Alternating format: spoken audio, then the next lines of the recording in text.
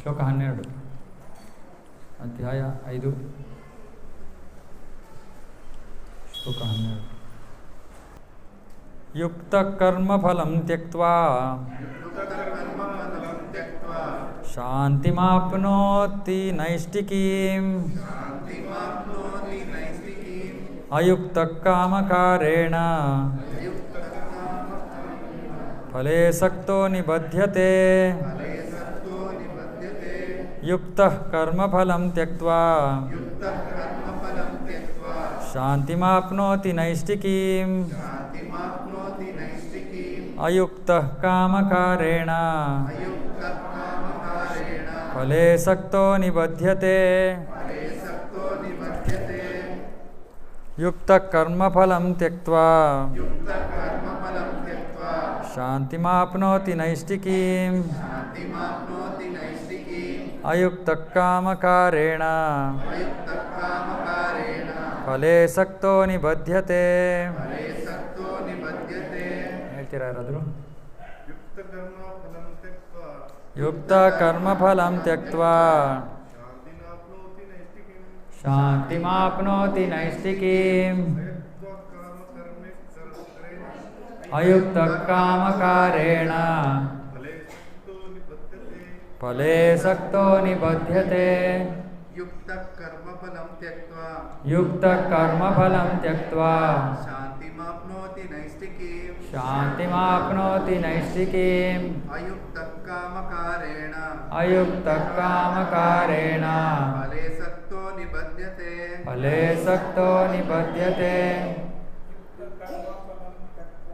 ಯುಕ್ತಃ ಕರ್ಮಫಲಂ ತ್ಯಕ್ತ್ವಾ ಶಾಂತಿಮಾಪ್ನೋತಿ ನೈಷ್ಠಿಕೀಂ ಅಯುಕ್ತಃ ಕಾಮಕಾರೇಣ ಫಲೇ ಸಕ್ತೋ ನಿಬಧ್ಯತೆ. ಯುಕ್ತಃ ಕರ್ಮಫಲಂ ತ್ಯಕ್ತ್ವಾ ಶಾಂತಿಮಾಪ್ನೋತಿ ನೈಷ್ಠಿಕೀಂ ಅಯುಕ್ತಃ ಕಾಮಕಾರೇಣ ಫಲೇ ಸಕ್ತೋ ನಿಬಧ್ಯತೆ.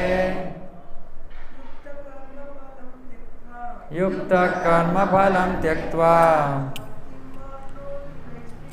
ಶಾಂತಿಮಾಪ್ನೋತಿ ನೈಷ್ಠಿಕೀಂ ಅಯುಕ್ತಃ ಕಾಮಕಾರೇಣ ಫಲೇ ಸಕ್ತೋ ನಿಬಧ್ಯತೆ. ಯುಕ್ತಃ ಕರ್ಮಫಲಂ ತ್ಯಕ್ತ್ವಾ ಶಾಂತಿಮಾಪ್ನೋತಿ ನೈಷ್ಠಿಕೀಂ ಅಯುಕ್ತಃ ಕಾಮಕಾರೇಣ ಫಲೇ ಸಕ್ತೋ ನಿಬಧ್ಯತೆ.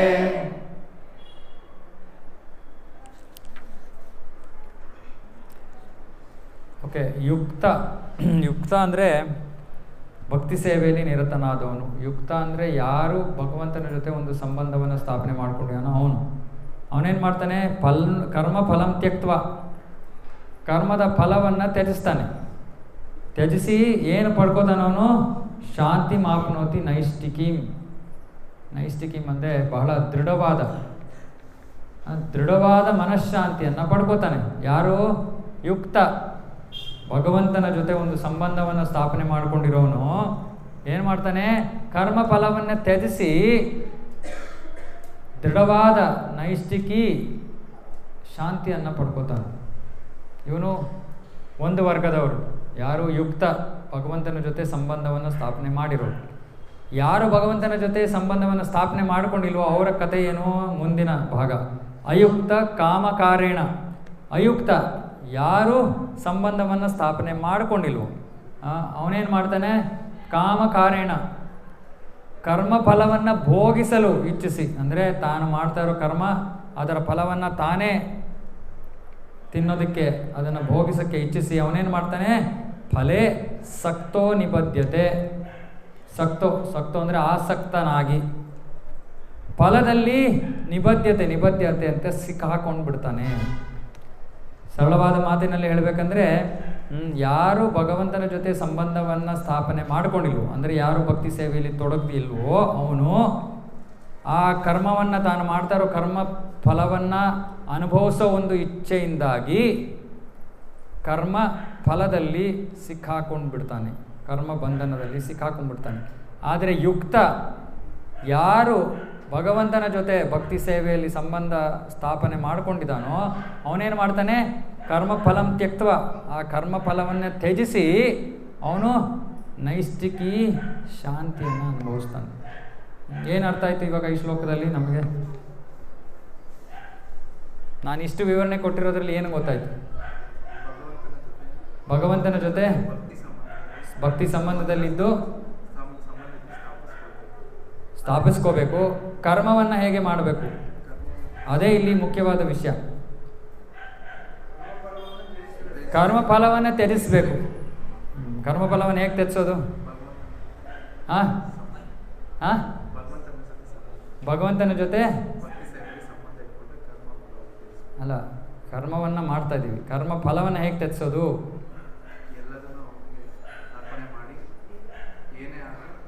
ಭಗವಂತನಿಗೆ ನಮ್ಮ ಕರ್ಮಫಲವನ್ನು ಭಗವಂತನಿಗೆ ಅರ್ಪಣೆ ಮಾಡಬೇಕು. ಯಾವ ವ್ಯಕ್ತಿ ತನ್ನ ಕರ್ಮಫಲವನ್ನು ಭಗವಂತನಿಗೆ ಅರ್ಪಣೆ ಮಾಡ್ತಾನೋ ಅವನೇನು ಪಡ್ಕೋತಾನೆ ಜೀವನದಲ್ಲಿ?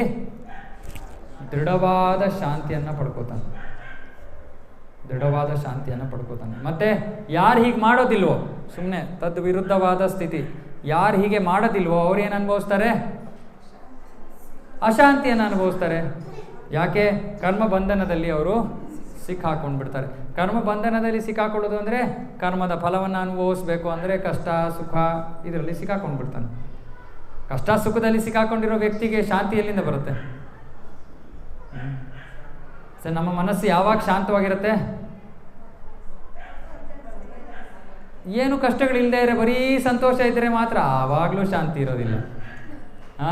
ಬರೀ ಸಂತೋಷ ಇದ್ದರೆ ಶಾಂತವಾಗಿರುತ್ತೆ ಮನಸ್ಸು. ಯಾಕೆ ಶಾಂತವಾಗಿರಲ್ಲ? ದಿಲ್ ಮಾಂಗೆ ಅದಕ್ಕೆ ಶಾಂತವಾಗಿರಲ್ಲ. ಸಂತೋಷ ಇದೆ ಇನ್ನೂ ಬೇಕು ಸಂತೋಷ, ದುಃಖ ಇದ್ದಾಗ ದುಃಖ ಬೇಡ, ಸೊ ಅಶಾಂತ ಸ್ಥಿತಿ. ಯಾವಾಗ ಶಾಂತವಾಗಿರ್ತಾನೆ ಇವನು? ಯಾರು ಭಕ್ತಿ ಸೇವೆಯಲ್ಲಿ ತೊಡಗಿಲ್ವೋ ಅವನಿಗೆ ಶಾಂತವಾಗಿರೋ ಸಾಧ್ಯತೆಯೇ ಇಲ್ಲ. ಕೃಷ್ಣ ಅದಕ್ಕೆ 2ನೇ ಅಧ್ಯಾಯದಲ್ಲಿ ಹೇಳ್ಬಿಟ್ಟು ಅಶಾಂತಸ್ಯ ಕುತ ಸುಖಂ. ಯಾರು ಜೀವನದಲ್ಲಿ ಶಾಂತಿಯನ್ನು ಕಾಣ್ತಾ ಇಲ್ವೋ ಅವನು ಸುಖವಾಗಿರೋಕ್ಕೆ ಹೇಗೆ ಸಾಧ್ಯ? ಸರಳವಾದ ವಿಷಯ. ಆದರೆ ಇದನ್ನು ಅರ್ಥ ಮಾಡ್ಕೊಳ್ಳೋಕ್ಕೆ ನಾವು ಜೀವನ ಪರ್ಯಂತ ನಾವು ಪ್ರಯತ್ನ ಮಾಡ್ತಾ ಇರ್ತೀವಿ. ಸರಳವಾದ ಸತ್ಯ ಇದು, ಅಷ್ಟು ಕಷ್ಟಕರವಾದದ್ದಲ್ಲ.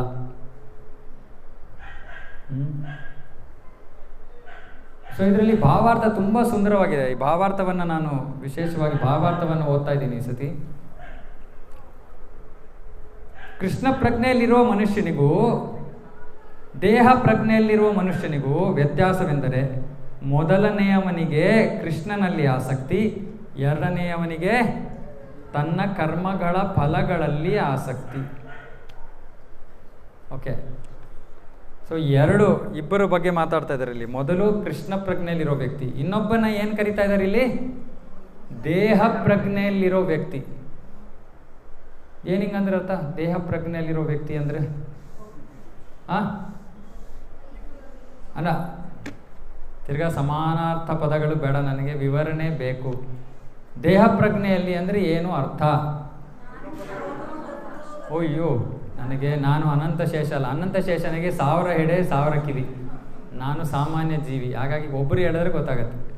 ಹೇಳಿಯಪ್ಪ. ಓಕೆ, ಇಂದ್ರಿಯ ಭೋಗಕ್ಕೋಸ್ಕರ ಕೆಲಸ ಮಾಡುವನು. ನಾನು ನಂದು. ದೇಹ ಪ್ರಜ್ಞೆ ಅಂದರೆ ಇಷ್ಟೇ, ಸರಳವಾದದ್ದು, ನಾನು ನನ್ನದು. ಸೊ ಯಾರು ನಾನು ನನ್ನದು ಅಂತ ಇರ್ತಾರೋ ಅವ್ರೇನು ಮಾಡ್ತಾರೆ? ಯಾವುದರ ಮೇಲೆ ಆಸಕ್ತಿ ಅವ್ರಿಗೆ? ಎರಡನೆಯವನಿಗೆ ತನ್ನ ಕರ್ಮಗಳ ಫಲಗಳಲ್ಲಿ ಆಸಕ್ತಿ. ಯಾರಿಗೆ? ನಾನು ನನ್ನದು ಅಂತ ಯಾರು ಜೀವನ ಮಾಡ್ತಾ ಇದ್ದಾನೋ ಅವನಿಗೆ ಕರ್ಮ ಫಲಗಳಲ್ಲಿ ಆಸಕ್ತಿ. ಮತ್ತೆ ಯುಕ್ತ ಅಂದರೆ ಯಾರು ಕೃಷ್ಣ ಪ್ರಜ್ಞೆಯಲ್ಲಿ ಇದ್ದಾನೋ ಅವನಿಗೆ ಯಾವುದರಲ್ಲಿ ಆಸಕ್ತಿ? ಕೃಷ್ಣನಲ್ಲಿ ಆಸಕ್ತಿ. ಓಕೆ, ಇವಾಗ ಒಂದು ಸ್ವಲ್ಪ ಆಸಕ್ತಿ ಅಂದರೆ ಏನು ಅಂತ ಅರ್ಥ ಮಾಡ್ಕೊಳ್ಳೋಣ. ಆಸಕ್ತಿ ಅಂದರೆ ಏನು? ಆಸಕ್ತಿ ಅಂದರೆ ಆಸಕ್ತಿ. ಓಕೆ, ಇಷ್ಟ. ಓಕೆ, ಇದೊಂದು ಪದಕ್ಕೆ ಇಂಗ್ಲೀಷಲ್ಲಿ ಹೇಳಿ. ಇಂಟ್ರೆಸ್ಟ್. ಓಕೆ, ಎಷ್ಟು ಪರ್ಸೆಂಟ್ ಇಂಟ್ರೆಸ್ಟು ಅಂತನಾ? ಆ ಥರ ಇಂಟ್ರೆಸ್ಟಾ? 5% ಇಂಟ್ರೆಸ್ಟು. ನಮ್ಮ ಮಾತಾಜಿ 5 ಅಂತ ಇದ್ದಾರೆ. ಸಾಲದು, ರಿವರ್ಸ್ ಆಗಬೇಕು. ಇವಾಗ ಅವ್ರು ಹೇಳಿದ್ದಕ್ಕೆ 5% ಇವತ್ತು ಕೃಷ್ಣನಲ್ಲಿ, 95% ದೇಹ ಪ್ರಜ್ಞೆಯಲ್ಲಿ. ಅವಾಗ ಏನು ಸಿಗುತ್ತೆ ನಮಗೆ? ಸಂತೋಷ ಸಿಗುತ್ತೋ ದುಃಖ ಸಿಗುತ್ತೋ? ಫ್ರೀಯಾಗೆ ಬೈ 1 get 1 ಫ್ರೀ. ನೋಡಿ ಏನು ಜೋಶಲ್ಲಿ ಬರ್ತಾ ಇದೆ ಅದು.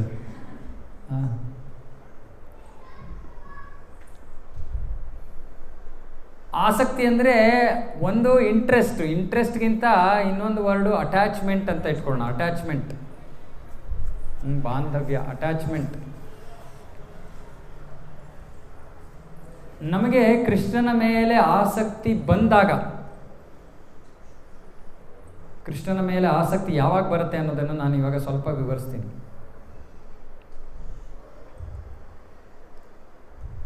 ಭಕ್ತಿ ಸೇವೆಯನ್ನು ನಾವು ಪ್ರಾರಂಭ ಮಾಡಬೇಕಂದ್ರೆ ನಮ್ಮ ಶಾಸ್ತ್ರದಲ್ಲಿ ಹೇಳ್ತಾರೆ ಆದೌ ಶ್ರದ್ಧಾ ಅಂತ. ಆದೌ ಶ್ರದ್ಧಾ, ಮೊದಲು ನಮಗೆ ಸ್ವಲ್ಪ ಶ್ರದ್ಧೆ ಇರಬೇಕು. ಯಾರ ಮೇಲೆ ಶ್ರದ್ಧೆ? ಭಗವಂತನ ಮೇಲೆ ಸ್ವಲ್ಪ ಶ್ರದ್ಧೆ. ಶ್ರದ್ಧೆ ಅಂದರೆ ನಂಬಿಕೆ, ಅವನಿದ್ದಾನೆ, ಅವನು ನೋಡ್ಕೋತಾನೆ ನನ್ನನ್ನು, ಇದು ನಂಬಿಕೆಯ ವಿಷಯಗಳು. ಸ್ವಲ್ಪ ಆದೌ ಶ್ರದ್ಧಾ, ಸ್ವಲ್ಪ. ಇದಕ್ಕೆ ಬಹಳ ಕೋಮಲ ಶ್ರದ್ಧೆ ಅಂತಾರೆ. ಕೋಮಲ ಶ್ರದ್ಧೆ ಅಂದರೆ ಜೀವನದಲ್ಲಿ ಸ್ವಲ್ಪ ಕಷ್ಟ ಬಂದ್ಬಿಟ್ರೆ ಆ ಶ್ರದ್ಧೆ ಪುಸ್ಸಾಗ್ಬಿಡುತ್ತೆ. ಆದರೆ ಸ್ವಲ್ಪ ಶ್ರದ್ಧೆ ಇದೆ, ಭಗವಂತ ಇದ್ದಾನೆ, ಭಗವಂತ ನನಗಿಂತ ಶಕ್ತಿವಂತ, ನನ್ನನ್ನು ನೋಡ್ಕೋತಾನೆ ಅನ್ನೋ ಒಂದು ನಂಬಿಕೆ ಇದೆ. ಇಂತಹ ವ್ಯಕ್ತಿಗಳು ಯಾರಲ್ಲಿ ಇಂಥ ನಂಬಿಕೆ ಇದೆಯೋ ಅದರಲ್ಲಿ 2 ವಿಭಾಗ ಇದೆ. ಬಹಳ ಜನ ಸಾಮಾನ್ಯವಾಗಿ ಭಾರತದಲ್ಲಿ ವಿಶೇಷವಾಗಿ ಈ ಒಂದು ಶ್ರದ್ಧೆ ಇರೋರು ದೇವಸ್ಥಾನಕ್ಕೆ ಹೋಗ್ತಾರೆ ಸಾಮಾನ್ಯವಾಗಿ. ಓಕೆ, ದೇವಸ್ಥಾನಕ್ಕೆ ಹೋಗಿ ಬರ್ತಾರೆ. ಈ ದೇವಸ್ಥಾನಕ್ಕೆ ಹೋಗಿ ಬರೋದ್ರಿಂದ ಅವರು ತಮ್ಮ ಪುಣ್ಯವನ್ನು ಹೆಚ್ಚಿಸ್ಕೋತಾ ಇದ್ದಾರೆ. ಸ್ವಲ್ಪ ಅರ್ಥ ಮಾಡ್ಕೊಳ್ಳಿದ್ದು, ಸ್ವಲ್ಪ ಡೀಪು. ಇವಾಗ ನಾನೇನು ಹೇಳ್ತಾ ಇದ್ದೀನಿ. ಓಕೆ, ದೇವಸ್ಥಾನಕ್ಕೆ ಹೋಗಿ ದೇವರಿಗೆ ನಮಸ್ಕಾರ ಮಾಡಿ ಮಂಗಳಾರತಿಯನ್ನು ತಗೊಂಡು, ತೀರ್ಥವನ್ನು ತಗೊಂಡು, ಪ್ರಸಾದವನ್ನು ತಗೊಂಡು ಬರೋದರಿಂದ ಏನಾಗುತ್ತೆ? ಪುಣ್ಯ ಹೆಚ್ಚಾಗ್ತಾ ಇದೆ. ಪುಣ್ಯ ಕಾರ್ಯ ಇದು, ದೇವಸ್ಥಾನಕ್ಕೆ ಹೋಗೋದು ಪುಣ್ಯ ಕಾರ್ಯ. ಓಕೆ, ನಮ್ಮ ಸಂಗ್ರಹವಾಗಿರೋ ಪುಣ್ಯ ಫಲವತ್ತಾದಾಗ, ಅದ ಒಂದು ಹಂತಕ್ಕೆ ತಲುಪಿದಾಗ ಅವಾಗ ಏನಾಗುತ್ತೆ? ಆ ಪುಣ್ಯದಿಂದ ನಮಗೆ ಸ್ವಲ್ಪ ಭಕ್ತರನ್ನು ನೋಡಿದ್ರೆ ಸ್ವಲ್ಪ ಆಕರ್ಷಣೆ ಬರುತ್ತೆ. ಸ್ವಲ್ಪ ಆಕರ್ಷಣೆ ಅಂದರೆ ಅವರು ನೋಡಿದ್ರೆ, ಓ ಚೆನ್ನಾಗಿರುತ್ತಲ್ಲ, ಕೀರ್ತನೆ ಮಾಡಿದ್ರು ಚೆನ್ನಾಗಿದೆ ಅಲ್ವಾ, ಓ ಇಲ್ಲ ಅವ್ರ ಹತ್ರ ಮಾತಾಡಬೇಕು ಅಂತ ಅನ್ನಿಸ್ತಾ ಇದೆ, ಒಂದು ಸತಿ ಯಾವಾಗಲೂ ಇಸ್ಕಾನ್ ದೇವಸ್ಥಾನಕ್ಕೆ ಹೋಗೋದು, ಈ ರೀತಿ ಒಂದು ಏನೋ ಒಂದು ಚೂರು ಅಟ್ಯಾಚ್ಮೆಂಟ್ ಬರುತ್ತೆ. ಇವತ್ತು ಒಂದು ಮೀಟಿಂಗ್ ಇತ್ತು, ನಾವಿಲ್ಲಿ ಚರ್ಚೆ ಮಾಡ್ತಾಯಿದ್ವಿ. ನಾವು ಎಲ್ಲರಿಗೂ ಕಾಲ್ ಮಾಡ್ತಾ ಇದ್ದಾರೆ, ಹೌದಾ? ಎಷ್ಟೊಂದು ಜನ ಭಕ್ತರು ನಿಮ್ಮೆಲ್ಲರಿಗೂ ಪ್ರತಿ ವಾರ ಕಾಲ್ ಮಾಡ್ತಾ ಇರ್ತಾರೆ, ದಯವಿಟ್ಟು ಬನ್ನಿ ಅಂತ. ಎಷ್ಟೊಂದು ಜನ ಬೈತಾರೆ, ಯಾಕ್ರಿ ತಲೆ ತಿಂತಾ ಇದ್ದೀರಾ ನಮ್ಮದು ಅಂತ. ನಾವು ಸುಮ್ಮನೆ ಹೇಳ್ತಲ್ಲ, ಇವತ್ತು ಮೀಟಿಂಗಲ್ಲಿ ಡಿಸ್ಕಸ್ ಮಾಡಿದ್ವಿ. ಎಷ್ಟೊಂದು ಜನಕ್ಕೆ ಎಷ್ಟು ಬೇಸರ ಆಗೋಗಿದೆ ನಮ್ಮ ಕಾಲಿಂದ ಅಂದರೆ, ಕಾಲೇ ಎತ್ತಲ್ಲ. ಏನೋ ನಾವು ಮಾರಾಟನೇ ಏನೋ ಮಾರಿಬಿಟ್ಟು ಅವ್ರ ಕೈಯಿಂದ ಅವರು ಜೋಬಿಂದನೇ ದುಡ್ಡು ಫೋನಿಂದಾನೇ ಆದರೆ ಕೈಯಲ್ಲಿ ಜೋಬ್ಗೆ ಹಾಕ್ಬಿಟ್ಟು ದುಡ್ಡು ತೊಗೊಂಡ್ಬಿಡ್ತೀವೇನೋ ಅಂತ ಫೋನೇ ಎತ್ತಲ್ಲ. ಅಂದರೆ ಅವರ ಪುಣ್ಯ ಇನ್ನೂ ಫಲವತ್ತಾಗಿಲ್ಲ. ಅಂದರೆ ಅವರ ಪುಣ್ಯ ಭಗವಂತನ ಹತ್ರ ಬರೋ ಅಷ್ಟು ಹಂತಕ್ಕೆ ಬಂದಿಲ್ಲ ಅಂತ ಅರ್ಥ. ಇವತ್ತು ನಾನು ಅದಕ್ಕೆ ಹೇಳ್ತಾ ಇದ್ದೆ, ಇಲ್ಲೋ ಬೇಡ ಬಿಡಿ ಅವ್ರನ್ನ ಕಾಲ್ ಮಾಡೋದು ಬೇಡ ಅಂತ. ಆದರೆ ನಮ್ಮ ಜ್ಯೋತಿ ಮಾತಾಜಿ ಇಲ್ಲ, ಇವತ್ತು ಬೇಗ ಹೋದ್ರು ಅನಿಸುತ್ತೆ. ಅವ್ರು ಹೇಳಿದ್ರು, ಪ್ರಭು ಅವ್ರಿಗೆ ಬೇರೆ ಅವಕಾಶನೇ ಸಿಗಲ್ಲ ಅಲ್ವಾ ಪ್ರಭು, ಅವ್ರು ಭಕ್ತರ ಹತ್ರ ಬರೋದಕ್ಕೆ, ಭಕ್ತಿಗೆ ಬರೋದಕ್ಕೆ. ಇನ್ನೊಂದು ಸತಿ ಪ್ರಯತ್ನ ಮಾಡೋಣ, ನೀವು ಯಾರು ಬೇರೆಯವ್ರು ಕಾಲ್ ಮಾಡಿ ಅವ್ರಿಗೆ ಒಂದು ಸತಿ ಅಂತ. ಭಕ್ತರಿಗೆ ಇದು ಯಾಕಂದರೆ ಈ ಪುಣ್ಯ, ಎಲ್ಲರ ಪುಣ್ಯವೂ ಈ ಹಂತಕ್ಕೆ ಬರೋದಿಲ್ಲ. ಅದಕ್ಕೆ ನಾವು ಯಾವಾಗಲೂ ನೋಡ್ತೀವಿ, ಇಲ್ಲಿಗೆ ಬರ್ತಾರೆ ಜನ, ಹೋಗ್ತಾರೆ, ಬರ್ತಾರೆ ಹೋಗ್ತಾರೆ. ಇದು ಸರಳವಾದದ್ದು, ಸಾಮಾನ್ಯವಾದದ್ದು. ಯಾರು ಇಲ್ಲಿ ಉಳ್ಕೋತಾರೋ, ನಿಮ್ಮ ಪುಣ್ಯ ಭಗವಂತನ ಹತ್ರ ಹೋಗೋ ಅಷ್ಟು ಏನು ಹೇಳಬೇಕು ಅದಕ್ಕೆ, ಹಂತಕ್ಕೆ ಅಥವಾ ಮೆಚುರಿಟಿ ಅಂತ ಹೇಳೋಕ್ಕಾಗಲ್ಲ, ಒಂದು ಹಂತಕ್ಕೆ ಅಂತ ಇಟ್ಕೊಳ್ಳಿ, ಆ ಒಂದು ಹಂತಕ್ಕೆ ಬಂದಿದೆ ಅಂದರೆ ಬಹಳ ಶ್ರೇಷ್ಠವಾದ ಪುಣ್ಯವನ್ನು ನೀವು ಗಳಿಸ್ಕೊಂಡಿದ್ದೀರ. ಈ ಶ್ರೇಷ್ಠವಾದ ಪುಣ್ಯ ಸಾಮಾನ್ಯ ಪುಣ್ಯ ಕಾರ್ಯಗಳಿಂದ ಮಾಡೋದ್ರಿಂದ ಬರಲ್ಲ. ಇದಕ್ಕೆ ಭಕ್ತಿ ಉನ್ಮುಖಿ ಸುಕೃತಿ ಅಂತ ಹೇಳ್ತಾರೆ. ಅಂದರೆ ಭಕ್ತಿ ಅಥವಾ ಭಕ್ತರ ಸಂಬಂಧದಲ್ಲಿ ಏನೋ ಮಾಡಿದ್ದೀರಿ ನೀವು ಯಾವಾಗಲೂ. ಉದಾಹರಣೆಗೆ ಎಷ್ಟು ಜನ ಇಲ್ಲಿ ಭಕ್ತರು ನಮ್ಮ ಭಕ್ತರ ಸಂಪರ್ಕಕ್ಕೆ ಬಂದು ಇಲ್ಲಿಗೆ ಬರೋಕ್ಕೆ ಶುರು ಮಾಡಿದ್ದು, ಎಲ್ಲೋ ದೇವಸ್ಥಾನದಲ್ಲಿ ಭೇಟಿ ಮಾಡಿದ್ರಿ, ಓಕೆ, 1 2 ಎಷ್ಟೊಂದು ಜನ. ಇವಾಗ ನೀವೇನು ಮಾಡಿದ್ರಿ ಅಂದರೆ ಅವರು ಪುಸ್ತಕ ನಿಮಗೆ ಮಾರೋಕ್ಕೆ ಬಂದರು, ಏನೋ ಮಾಡೋಕ್ಕೆ ಬಂದರು, ನೀವು ಅವರಿಗೆ ಆ ಪುಸ್ತಕ ತೊಗೊಂಡು 100 ರೂಪಾಯಿ 200 ರೂಪಾಯಿ ಏನೋ ಕೊಟ್ರಲ್ಲ, ಅದು ನಿಮ್ಮ ಭಕ್ತಿ ಉನ್ಮುಖಿ ಸುಕೃತಿ ಆಯ್ತದು. ಮುಂಚೆ ನಿಮಗೆ ಇರಲಿಲ್ವೇನೋ, ಅವರು ಬಂದು ನಿಮ್ಮ ಮೇಲೆ ತಲೆ ಮೇಲೆ ಕೂತ್ಕೊಂಡು ಏನೋ ಮಾಡಿ ಅಂತೂ ಪುಸ್ತಕ ಕೊಟ್ರಲ್ಲ, ಆ ಪುಸ್ತಕ ಕೊಟ್ಟಿದ್ದಕ್ಕೆ ನೀವು ಅದಕ್ಕೆ ದುಡ್ಡು ಕೊಟ್ಟಾಗ ನಿಮಗೆ ಆ ಒಂದು ಸುಕೃತಿ ಅನ್ನೋದು ಹೆಚ್ಚಾಯಿತು. ನಾವು ಔಮರ್ಯಾದೆ ಆದರೂ ಪರವಾಗಿಲ್ಲ ಅಂತ ಭಕ್ತರು ನಾಚಿಕೆ ಇಲ್ಲದೆ ಹೊರಗಡೆ ಹೋಗ್ತೀವಿ ನಾವು. ಯಾಕೆ ಇಲ್ಲ ಅಂದರೆ ಜನರ ಪುಣ್ಯ ಅವರನ್ನು ಭಗವಂತನ ಹತ್ರ ಕರ್ಕೊಂಡು ಬರೋದಕ್ಕೆ ಸಾಲದು. ಅರ್ಥ ಆಗ್ತಾ ಇದೆಯಾ? ಜನರ ಸಾಮಾನ್ಯವಾಗಿ ಕಲಿಯುಗದಲ್ಲಿ ಜನರ ಪುಣ್ಯ ಅವರು ಭಗವಂತನ ಹತ್ರ ಬರೋದಕ್ಕೆ ಸಾಲದು. ಸುಮ್ಮನೆ ಭಗವಂತನ ಹತ್ರ ಬಂದು ಹೊಟ್ಟೋಗ್ಬಿಡ್ಬೋದು. ಅಂದರೆ ದೇವಸ್ಥಾನಕ್ಕೆ ಹೋದ್ವಿ, ಪ್ರಸಾದ ತೊಗೊಂಡ್ವಿ, ತೀರ್ಥ ತೊಗೊಂಡ್ವಿ, ಹೊರಟ್ವಿ, ನಮ್ಮ ಪಾಡಿಗೆ ನಮ್ಮ ಜೀವನ. ಯುಕ್ತ ಆಗೋ ಅಷ್ಟು ಪುಣ್ಯ ಇಲ್ಲ. ಅಂದರೆ ಭಗವಂತನ ಜೊತೆ ಸಂಬಂಧ ಸ್ಥಾಪನೆ ಮಾಡೋ ಅಷ್ಟು ಪುಣ್ಯ ಇಲ್ಲ ಜನರಲ್ಲಿ. ಆ ಪುಣ್ಯವನ್ನು ಹೇಗೆ ಸೃಷ್ಟಿಯಾಗುತ್ತೆ ಅಂದರೆ ಭಕ್ತರು ಹೋಗಿ ಅವರ ಹತ್ರ ಹೋದಾಗ ಆ ಪುಣ್ಯ ಸೃಷ್ಟಿಯಾಗುತ್ತೆ. ಅದರಿಂದಾಗಿ ಅವರು ಸಂತೋಷವಾಗಿ 100 200 300 ಏನೋ ಕೊಟ್ಟರೆ ಭಗವಂತ ಅದನ್ನು ಬಹಳ ಪ್ರೀತಿಯಿಂದ ಸ್ವೀಕಾರ ಮಾಡಿ ಅವ್ರಿಗೆ ಭಕ್ತರ ಸಂಘದಲ್ಲಿ ಬರೋದಕ್ಕೆ ಅವಕಾಶವನ್ನು ಮಾಡಿಕೊಡ್ತಾನೆ. ಅದಕ್ಕೆ ನಾವು ಇಲ್ಲೇ ಕೂತಿದ್ರೆ ಹೊರಗಡೆ ಇರೋರು ಅವ್ರ ಮನೇಲೇ ಕೂತಿರ್ತಾರೆ. ನಾವು ಹೊರಗಡೆ ಹೋದರೆ ಯಾವಾಗ ಅವರು ಎಲ್ಲ ಹೊರಗಡೆ ಬಂದಿರ್ತಾರಲ್ಲ ಅವಾಗ ನಾವು ಹೊರಗಡೆ ಹೋಗ್ಬೇಕು. ಯಾಕೆಂದರೆ ಮನೇಲಿ ಹೋದ್ರೆ ಬೈತಾರೆ, ಏನೋ ಕದಿಯೋಕ್ಕೆ ಬಂದ್ಬಿಟ್ಟಿದ್ದೀವೋ, ಬಿವೇರೋ ಇದೆ ಎಚ್ಚರಿಕೆ ಅಂತ ಹಾಕ್ಬಿಡ್ತಾರೆ ಬೋರ್ಡು. ಸೊ ಅವರು ಹೊರಗಡೆ ಬಂದಿರಬೇಕು. ಆವಾಗ ನಾವೇನು ಮಾಡಬೇಕು? ನಾವು ಹೊರಗಡೆ ಹೋಗ್ಬೇಕು. ಆಗ ಮಾತ್ರ ಅವರಿಗೆ ಭಗವಂತನ ಹತ್ರ ಬರೋದಕ್ಕೆ ಒಂದು ಯೋಗ್ಯತೆ ಅರ್ಹತೆ ಸಿಗುತ್ತೆ. ಇಲ್ಲಾಂದರೆ ನಾವು ಯಾರು ಸುಮಾರು ಜನ ಕೈ ಎತ್ತಿದ್ರು, ಭಕ್ತರ ಸಂಪರ್ಕ ಮಾಡೇ ನಮಗೆ ಭಕ್ತಿಯಲ್ಲಿ ಪ್ರವೇಶ. ಇದನ್ನು ನಾವು ಅರ್ಥ ಮಾಡ್ಕೋಬೇಕು. ಹಾಗಾಗಿ ಸಾಕಷ್ಟು ಜನ ಆ ಆಸಕ್ತಿ ಬೆಳೆಸ್ಕೊಳ್ಳೋದಕ್ಕೆ ಅವರು ಅವಕಾಶವೇ ತಗೋತಾ ಇಲ್ಲ. ಅವಕಾಶ ನಾವು ಕೊಡ್ತಾ ಇದ್ದೀವಿ, ಆದರೆ ಅವಕಾಶ ತಗೋತಾ ಇಲ್ಲ. ನಮಗೆ ಬಹಳ ದುಃಖ ಆಗುತ್ತೆ. ಆದರೆ ಏನೂ ಮಾಡೋಕ್ಕಾಗಲ್ಲ. ಒಂದು ಪ್ಲೇಟಲ್ಲಿ ಆಹಾರವನ್ನು ತೆಗೆದು ನಾವು ಯಾರ್ದಾರು ಮುಂದೆ ಇಡ್ಬೋದು. ಅವ್ರ ಬಾಯಿ ಗಟ್ಟಿಯಾಗಿ ಮುಚ್ಕೊಂಡ್ಬಿಟ್ಟಿದ್ರೆ ನಾವು ತಿನ್ಸಕ್ಕೆ ಪ್ರಯತ್ನ ಮಾಡಿದ್ರು ತಿನ್ಸೋಕ್ಕಾಗಲ್ಲ. ಭಗವಂತನ ಭಕ್ತಿ ಈ ರೀತಿ, ಇದು ಸಾಮಾನ್ಯವಾದದ್ದಲ್ಲ. ದೇವಸ್ಥಾನಕ್ಕೆ ಹೋಗಿ ಬರೋದು ಸಾಮಾನ್ಯವಾದದ್ದು. ಭಕ್ತರ ಸಂಘದಲ್ಲಿ ಬಂದು ಭಕ್ತಿ ಮಾಡೋದು ಸಾಮಾನ್ಯವಾದದ್ದಲ್ಲ. ಅಂದರೆ ನಮ್ಮ ಈ ಭೌತಿಕ ಜಗತ್ತಿನಲ್ಲಿ ನಮ್ಮ ಪ್ರಯಾಣದಲ್ಲಿ ನಾವು ಕೊನೆಯ ಹಂತಕ್ಕೆ ಬಂದಿದ್ದೀವಿ ಅಂತ ಅರ್ಥ. ಕೊನೆಯ ಹಂತಕ್ಕೆ ಬಂದಿದ್ದೀವಿ ಅಂದರೆ ಮತ್ತೆ ತುಂಬ ಜನ್ಮಗಳು ನಾವಿಲ್ಲಿ ಸುತ್ತೊಡೆಯಲ್ಲ. ಯಾರಿಗೆ ಒಂದು ಸ್ವಲ್ಪ ಆದರೂ ಆಸಕ್ತಿ ಇದ್ದರೆ ಭಕ್ತಿಯಲ್ಲಿ, ಭಕ್ತರ ನಡುವೆ ಇರೋದಕ್ಕೆ, ಶ್ರವಣ ಮಾಡೋದಕ್ಕೆ, ಕೀರ್ತನೆ ಮಾಡೋಕ್ಕೆ, ಜಪ ಮಾಡೋಕ್ಕೆ, ಇವೆಲ್ಲ ಸ್ವಲ್ಪ ಆಸಕ್ತಿ ಇದ್ರೂ ಕೂಡ ನಮ್ಮ ಜೀವನದ ಪ್ರಯಾಣದಲ್ಲಿ ನಾವು ಅಂತ್ಯ ಭಾಗದಲ್ಲಿ ಇದ್ದೀವಿ ಅಂತ ಅರ್ಥ. ಶಾಸ್ತ್ರದಲ್ಲಿ ಹೇಳ್ತಾರೆ, ಕೆಲ ಮೆಟ್ಟಲುಗಳು ಮಾತ್ರ, ನಮಗೂ ವೈಕುಂಠಗೂ ಕೆಲ ಮೆಟ್ಟಲುಗಳು ಮಾತ್ರ ದೂರ ಅಂತೆ, ಅಷ್ಟೇ ಅಂತರ, ಸ್ವಲ್ಪ ಮೆಟ್ಟಲುಗಳು ಅಷ್ಟೇ. ಹಾಗಾಗಿ ಇದು ಅಷ್ಟು ಸರಳವಾದ ವಿಷಯವಲ್ಲ, ಅಷ್ಟು ಸಾಮಾನ್ಯವಾದ ವಿಷಯ ಅಲ್ಲ. ಸೊ ಆ ಒಂದು ಶ್ರದ್ಧೆ, ಆದೋ ಶ್ರದ್ಧಾ ತಥಾ ಸಾಧು ಸಂಘ, ಭಕ್ತರ ಸಂಘವನ್ನು ಮಾಡಿದಾಗ ಏನಾಗುತ್ತೆ? ಆದೋ ಶ್ರದ್ಧಾ ತಥಾ ಸಾಧು ಸಂಘ ಅಥವಾ ಭಜನಕ್ರಿಯೆ. ಆಮೇಲೆ ನಾವು ಭಜನೆಯನ್ನು ಶುರು ಮಾಡ್ತೀವಿ. ಭಜನಕ್ರಿಯೆ ಅಂದ್ರೇನು? ಹರೇ ಕೃಷ್ಣ ಮಹಾಮಂತ್ರದ ಜಪ. ವಿಶೇಷವಾಗಿ ಎಷ್ಟು ಜನ ಇಲ್ಲಿ ಭಕ್ತರು ಹರೇ ಕೃಷ್ಣ ಮಹಾಮಂತ್ರ ಜಪ ಪ್ರತಿದಿನ ಮಾಡ್ತಾ ಇದ್ದೀರಾ? ಪ್ರತಿದಿನ ಎಷ್ಟು ಜನ ಪ್ರತಿದಿನ ಊಟ ಮಾಡ್ತಾ ಇದ್ದೀರಾ? ಎಲ್ಲರೂ? ಓ ಸೂಪರಪ್ಪ. ಊಟ ಮಾತ್ರ ಎಲ್ಲ ಮಾಡ್ತಾ ಇದ್ದೀವಿ ಪ್ರತಿದಿನ, ಆದರೆ ಜಪ ಮಾತ್ರ ಮಾಡ್ತಾ ಇಲ್ವಾ? ಜಪನೂ ಮಾಡ್ತಾ ಇದ್ದೀವಿ. ಓ ಮಾತಾಜಿ ಜೋರ ಕೈ ಎತ್ತಾ ಇದ್ದಾರೆ. ಎಷ್ಟು ಮಾಲೆ ಜಪ ಮಾಡ್ತಾ ಇದ್ದೀರಾ ಇವಾಗ? ಎಷ್ಟು ಜನ ಒಂದು ಮಾಲೆ ಜಪ ಮಾಡ್ತಾ ಇದ್ದೀರಾ? ಒಂದು ಮಾಲೆ. ಎಷ್ಟು ಜನ ಒಂದಕ್ಕಿಂತ ಜಾಸ್ತಿ ಮಾಡ್ತಾ ಇದ್ದೀರಾ? ಓ ಸೂಪರ್. ಓಕೆ, ಇವಾಗ ಭಗವಂತನ ಜೊತೆ ಸಂಬಂಧ ಸ್ಥಾಪನೆ ಬಗ್ಗೆ ಇಲ್ಲಿ ಮಾತಾಗ್ತಾ ಇದೆ. ಈ ಭಗವಂತನ ಜೊತೆ ಸಂಬಂಧ ಸ್ಥಾಪನೆ, ಆಸಕ್ತಿಯ ಬಗ್ಗೆ, ಕೃಷ್ಣನಲ್ಲಿ ಆಸಕ್ತಿ ಅಂತ ಹೇಳಿದ್ರು ಇಲ್ಲಿ. ಈ ಕೃಷ್ಣನಲ್ಲಿ ಆಸಕ್ತಿ ಬೆಳೆಸ್ಕೋಬೇಕು ಅಂದರೆ ಕೃಷ್ಣನ ನಾಮವನ್ನು ಪ್ರೀತಿಯಿಂದ ತಗೋಬೇಕು. ಕೃಷ್ಣ ನಮಗೆ ಬಹಳ ಸರಳವಾದ ಮಾರ್ಗ ಕೊಟ್ಬಿಟ್ಟಿದ್ದಾನೆ ಕಲಿಯುಗದಲ್ಲಿ. ಯಾಕೆಂದರೆ ನಾವು ಎಷ್ಟು ನಮಗೆ ಸಮಯ ಇಲ್ಲ, ಇದು ಅದು ಎಷ್ಟೊಂದು ಗೊಂದಲ ಇರೋದ್ರಿಂದ ನೀವೆಲ್ಲೋ ಬನ್ನಿ, ಪೂಜೆ ಮಾಡಿ, ಪುನಸ್ಕಾರ ಮಾಡಿ, ಇನ್ನೊಂದು ಮಾಡಿ, ಮತ್ತೊಂದು ಮಾಡಿ ಅಂದರೆ ಯಾರ ಹತ್ರನೂ ಸಮಯ ಇಲ್ಲ ಅಷ್ಟೊಂದು. ಅದಕ್ಕೆ ಕೃಷ್ಣ ಅಂತ ನೀವು ಎಲ್ಲಿ ಕೂತಿದ್ದೀರೋ ಕೂತ್ಕೊಳ್ರಪ್ಪ, ಎಲ್ಲಿ ಕೂತಿದ್ದೀರೋ ಕೂತ್ಕೊಳ್ತೀವಿ, ಏನು ಮಾಡ್ತೀವಿ, ಚಕ್ ಅಂತ ಫೋನ್ ತೊಗೋತೀವಿ ಅಲ್ವಾ? ನಿದ್ದೆ ಮಾಡ್ತಾಯಿದ್ರು ಫೋನ್ ತೊಗೋತೀವಿ, ಫೋನ್ ಬಂದರೆ. ಈ ಫೋನ್ ತೊಗೊಂಡು ಏನು ಮಾಡ್ತೀವಿ, ಇನ್ನೊಬ್ರ ಹತ್ರ ಮಾತಾಡ್ತೀವಿ. ಮಾತಾಡುವಾಗ ಶುರು ಮಾಡೋಕ್ಕಿಂತ ಮುಂಚೆ ಏನು ಮಾಡ್ತೀವಿ, ಮೊದಲು ಹಲೋ ಅಂತೀವಿ, ಆಮೇಲೆ ಏನೋ ಅವ್ರ ಹೆಸರನ್ನು ಕೂಗ್ತೀವಿ, ಅವ್ರೇನೋ ಪ್ರೀತಿಯಾಗಿ ಒಂದೆರಡು ಮಾತಾಡ್ತೀವಿ, ಆಮೇಲೆ ಅವ್ರಿಗೂ ಸಂತೋಷ ಆಗುತ್ತೆ, ಅವರು ಮಾತಾಡ್ತಾರೆ. ಸೊ ಸಂಬಂಧವನ್ನು ಸ್ಥಾಪನೆ ಮಾಡೋದು ಇಷ್ಟೇ. ನಾವು ಫೋನ್ ತೊಗೋಬೇಕು ಕೃಷ್ಣನ ಜೊತೆ ಸಂಬಂಧ ಮಾಡ್ಬೇಕಂತಾರೆ. ಯಾವ ಫೋನು, ಯಾವ ಮಾಡಲು,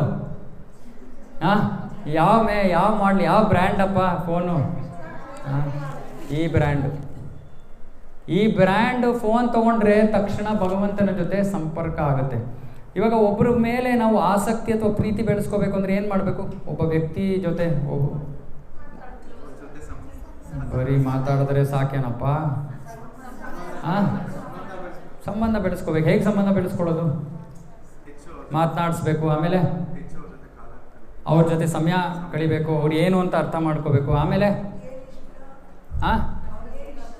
ಅವ್ರಿಗೇನು ಇಷ್ಟನೋ ಅದು ಮಾತ್ರ ಅರ್ಧಕ್ಕೆ ನಿಂತೋಯ್ತು. ಅವ್ರಿಗೇನು ಇಷ್ಟನೋ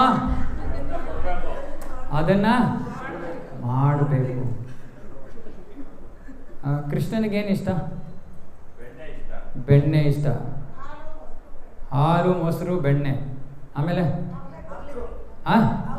ಅವಲಕ್ಕಿ, ತುಳಸಿ. ಕೃಷ್ಣನಿಗೆ ಏನು ಕೊಟ್ಟರು ತಗೋತಾನೆ. ಪತ್ರಂ ಪುಷ್ಪಂ ಫಲಂ ತೋಯಂ ಯೋಮೇ ಭಕ್ತಿಯ ಪ್ರಯಚ್ಛತಿ. ಕೃಷ್ಣನಿಗೆ ಬೇಕಾಗಿರೋದು ನಮ್ಮ ಪ್ರೀತಿ. ಕೃಷ್ಣ ನಮ್ಮಿಂದ ಏನೂ ಕೇಳ್ತಾ ಇಲ್ಲ. ಅವನು ಹೇಳ್ತಾ ಇದ್ದಾನೆ, ಪ್ರೀತಿಯನ್ನು ಹೇಗೆ ತೋರಿಸ್ತೀವಿ ನಾವು? ಸಮಯನೇ ಕೊಡಲಿಲ್ಲ ಅಂದರೆ ಪ್ರೀತಿ ತೋರ್ಸೋಕ್ಕಾಗ್ತೇನಪ್ಪ ಯಾರಿಗಾದರೂ? ಯಾರ ಜೊತೆ ಏನಾದರೂ ಸಂಬಂಧ ಬೆಳೆಸ್ಕೊಳಕ್ಕಾಗತ್ತಾ? ಕೃಷ್ಣ ಕೇಳ್ತಾ ಇರೋದು ಇಷ್ಟೇ, ನಿಮ್ಮ ಪದ್ಮ ಮುಖವನ್ನು ತೆಗೆದು ನನ್ನ ನಾಮವನ್ನು ತಗೊಳ್ಳಿ, ಇಷ್ಟೇ ಕೇಳ್ತಾ ಇರೋದು. ಆದರೆ ಈ ಸಂಬಂಧವನ್ನು ಬೆಳೆಸಬೇಕು ಅಂದರೆ ಸ್ವಲ್ಪ ಸಮಯ ಕೊಡಬೇಕು. ದಿನದಲ್ಲಿ ಕೃಷ್ಣನ ನಂತರ ನಿನಗೆ 5 ನಿಮಿಷ ಇರೋದಪ್ಪ. ಕೃಷ್ಣ ಹೇಳ್ತಾನೆ, ಏನು ಮಾಡೋಕ್ಕಾಗತ್ತೆ, ಸರಿ 5 ನಿಮಿಷನೇ ಸ್ವೀಕಾರ ಮಾಡ್ತೀನಿ. ಆದರೆ ಆಸಕ್ತಿ ಬೆಳೆಯಲ್ಲ 5 ನಿಮಿಷದಿಂದ. ನಾನು ಹೇಳ್ತಾ ಇದ್ದೆ, ಈ ಹರೇ ಕೃಷ್ಣ ಮಹಾಮಂತ್ರ ಜಪ ಮಾಡೋದ್ರಿಂದ ಏನಾಗುತ್ತೆ ಅಂದರೆ ನಮ್ಮ ಹೃದಯದಲ್ಲಿ ಇರೋ ಕೊಳೆ ಕಲ್ಮಶ ಹೋಗುತ್ತೆ. ಉದಾಹರಣೆಗೆ ನಮ್ಮ ದೇಹದ ಮೇಲೆ ಕೊಳೆ ಇದ್ದಾಗ ನಾವೇನು ಮಾಡ್ತೀವಿ? ಬ್ರ್ಯಾಂಡೆಲ್ಲ ಹೇಳ್ಬೇಡಿ, ನನಗೆ ಇಂಟ್ರೆಸ್ಟ್ ಇಲ್ಲ, ಸೋಪ್ ತೊಗೊಂಡು ಉಜ್ತೀವಿ. ಇವಾಗ ಉದಾಹರಣೆಗೆ ಸೋಪ್ ತಂದಿವಿ ಹೊಸದು ಅಂಗಡಿಯಿಂದ, ಕವರ್ ತೆಗಿಲಿಲ್ಲ ಏನು ಮಾಡ್ತಾ ಇದ್ದೀವಿ? ಕ್ಲೀನ್ ಆಗತ್ತಾ? ಇಲ್ಲ ಅಲ್ವಾ? ಸ್ವಲ್ಪ ಕವರ್ ತೆಗೆದು ಆಮೇಲೆ ಒಂದು ಮಾಲೆ ಜಪ ಮಾಡಿದ್ರೆ ಏನದು? ವಾಸನೆ. ಹೃದಯದಲ್ಲಿರೋ ಕೊಳೆ ಹೋಗೋದಿಲ್ಲ, ಹೋಗಕ್ಕೆ ಶುರು ಆಗುತ್ತೆ. ಆದರೆ ನಾವೇನು ಮಾಡ್ತೀವಿ? ಬೆಳಗ್ಗೆ ಸ್ವಲ್ಪ ಕೊಳೆ ಹೋಗಿಸಿದ್ವಿ, ಆಮೇಲೆ ಪೂರ್ತಿ ದಿನ ಏನು ಮಾಡ್ತೀವಿ? ಇನ್ನೊಂದಿಷ್ಟು ಕೊಳೆ ಹಾಕ್ತಾ ಇದ್ದೀವಿ. ಸೊ ಕನಿಷ್ಠ 15 ನಿಮಿಷದಿಂದ ಅರ್ಧ ಗಂಟೆ ಭಗವಂತನಿಗೆ ಕೊಟ್ಟರೆ ದಿನದಲ್ಲಿ. ಎಷ್ಟು ಜನರ ಹತ್ರ ಅರ್ಧ ಗಂಟೆ ಸಮಯ ಇಲ್ಲ ಭಗವಂತನ ಕೊಡೋಕ್ಕೆ? ಸಮಯ ಇಲ್ಲದೆ ಇರೋರು ಕೈ ಎತ್ತಿ. ಅರ್ಧ ಗಂಟೆ ಇಲ್ಲ ನನ್ನ ಹತ್ರ, ಖಡಾಖಂಡಿತವಾಗಿಲ್ಲ, ಉಸಿರಾಡೋಕ್ಕೆ ಸಮಯ ಇಲ್ಲ ನನಗೆ, ಅರ್ಧ ಗಂಟೆ ಕೃಷ್ಣನಿಗೆ ಕೊಡೋಕ್ಕಾಗಲ್ಲ. ಯಾರು ಇದ್ದೀರಾ? ಪ್ರೈಮ್ ಮಿನಿಸ್ಟರ್ ಮೋದಿ ಕೂಡ ಮಾಡ್ತಾರೆ. ಅವರು ಬೇಕಾದಷ್ಟು ಮಾಡ್ತಾರೆ, ನಮ್ಮೆಲ್ಲರಿಗಿಂತ ಜಾಸ್ತಿ ಮಾಡ್ತಾರೆ ಭಗವಂತನ ಸೇವೆಯನ್ನು ಅವರು. ಸೊ ಹಾಗಾಗಿ ಈ ಜಗತ್ತಿನಲ್ಲಿ ಯಾರೂ ಇಲ್ಲ ಅರ್ಧ ಗಂಟೆ ಭಗವಂತನಿಗೆ ಸಮಯ ಇಲ್ಲ ಅಂತ ಹೇಳುವಂಥ ವ್ಯಕ್ತಿನೇ ಇಲ್ಲ. ಅದು ಯಾರಿಗೆ ಇಲ್ಲ ಸಮಯ, ಯಾರ ಮನಸ್ಸಿಲ್ವೋ ಭಗವಂತನಿಗೆ ಏನಾದ್ರು ಮಾಡೋಕ್ಕೆ ಅವರಿಗೆ ಸಮಯ ಇಲ್ಲ. ಮನಸ್ಸಿದ್ದಲ್ಲಿ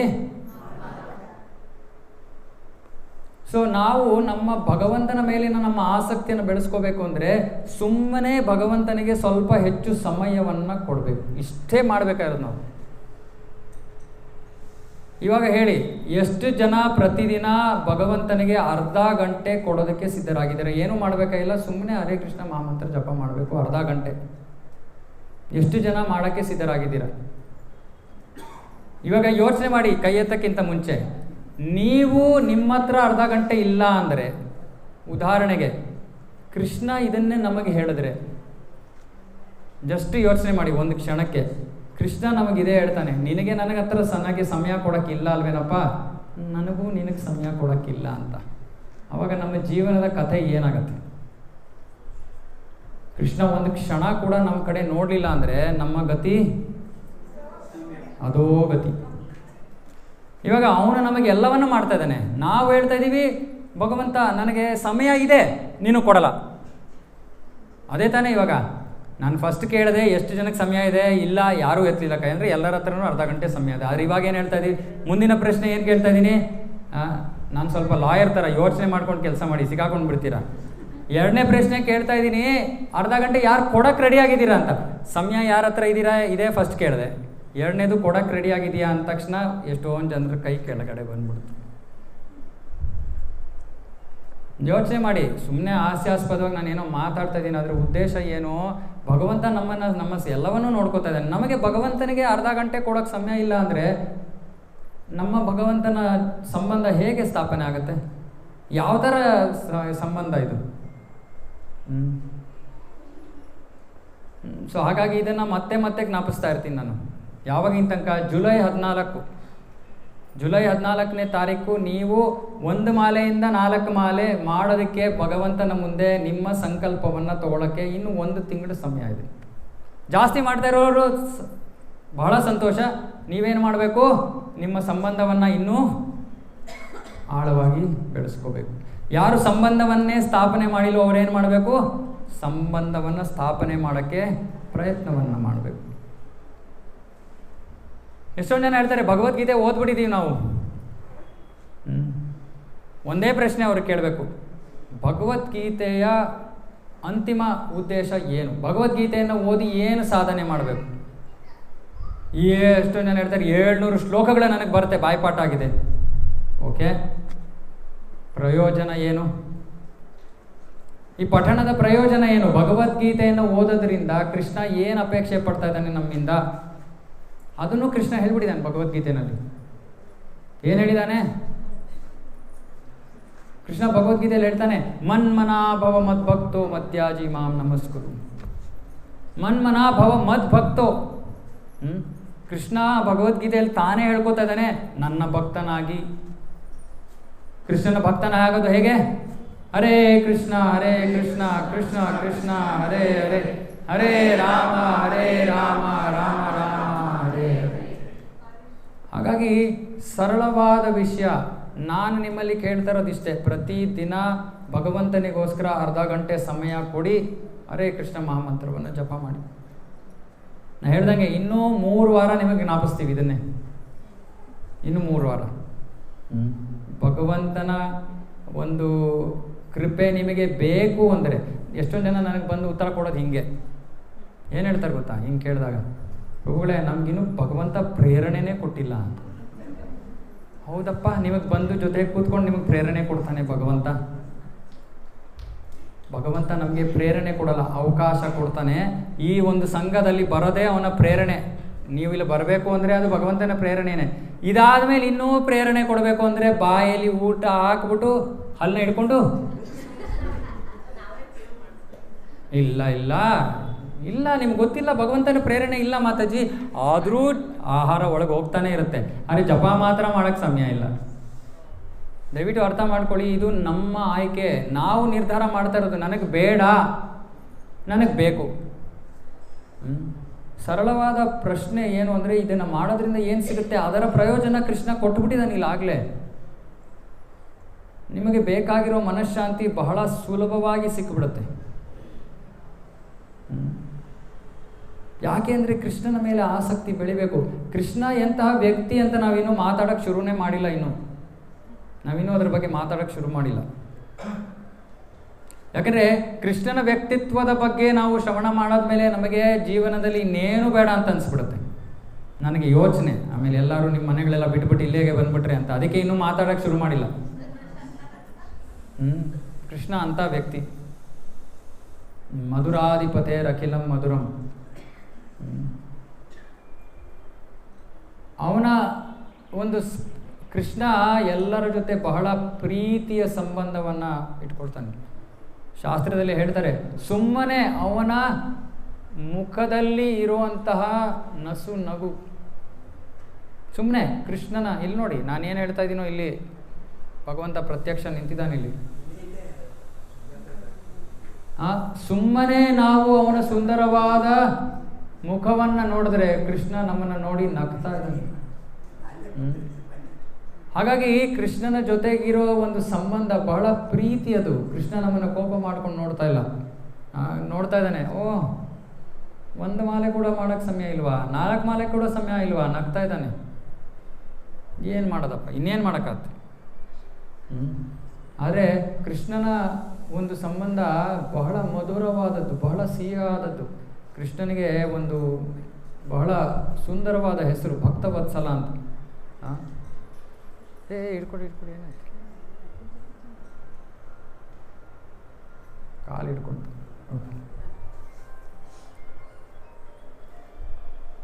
ಭಕ್ತವತ್ಸಲ. ಕೃಷ್ಣ ತನ್ನ ಭಕ್ತರನ್ನು ಬಹಳ ಪ್ರೀತಿಸ್ತಾನೆ.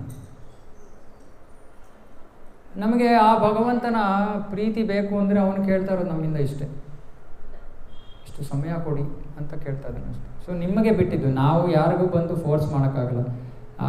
ಆದರೆ ಹೇಳೋದು ನಮ್ಮ ಕರ್ತವ್ಯ, ಮಾಡೋದು ನಿಮ್ಮ ಆಯ್ಕೆ.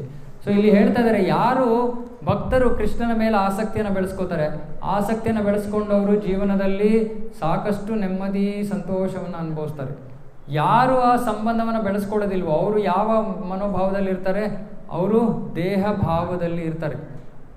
ದೇಹ ಭಾವದಲ್ಲಿ ಇದ್ದಾಗ ಏನಾಗುತ್ತೆ, ಅವರ ಮನಸ್ಸು ಅಶಾಂತಿಯಿಂದ ತುಂಬೋಗ್ಬಿಡುತ್ತೆ.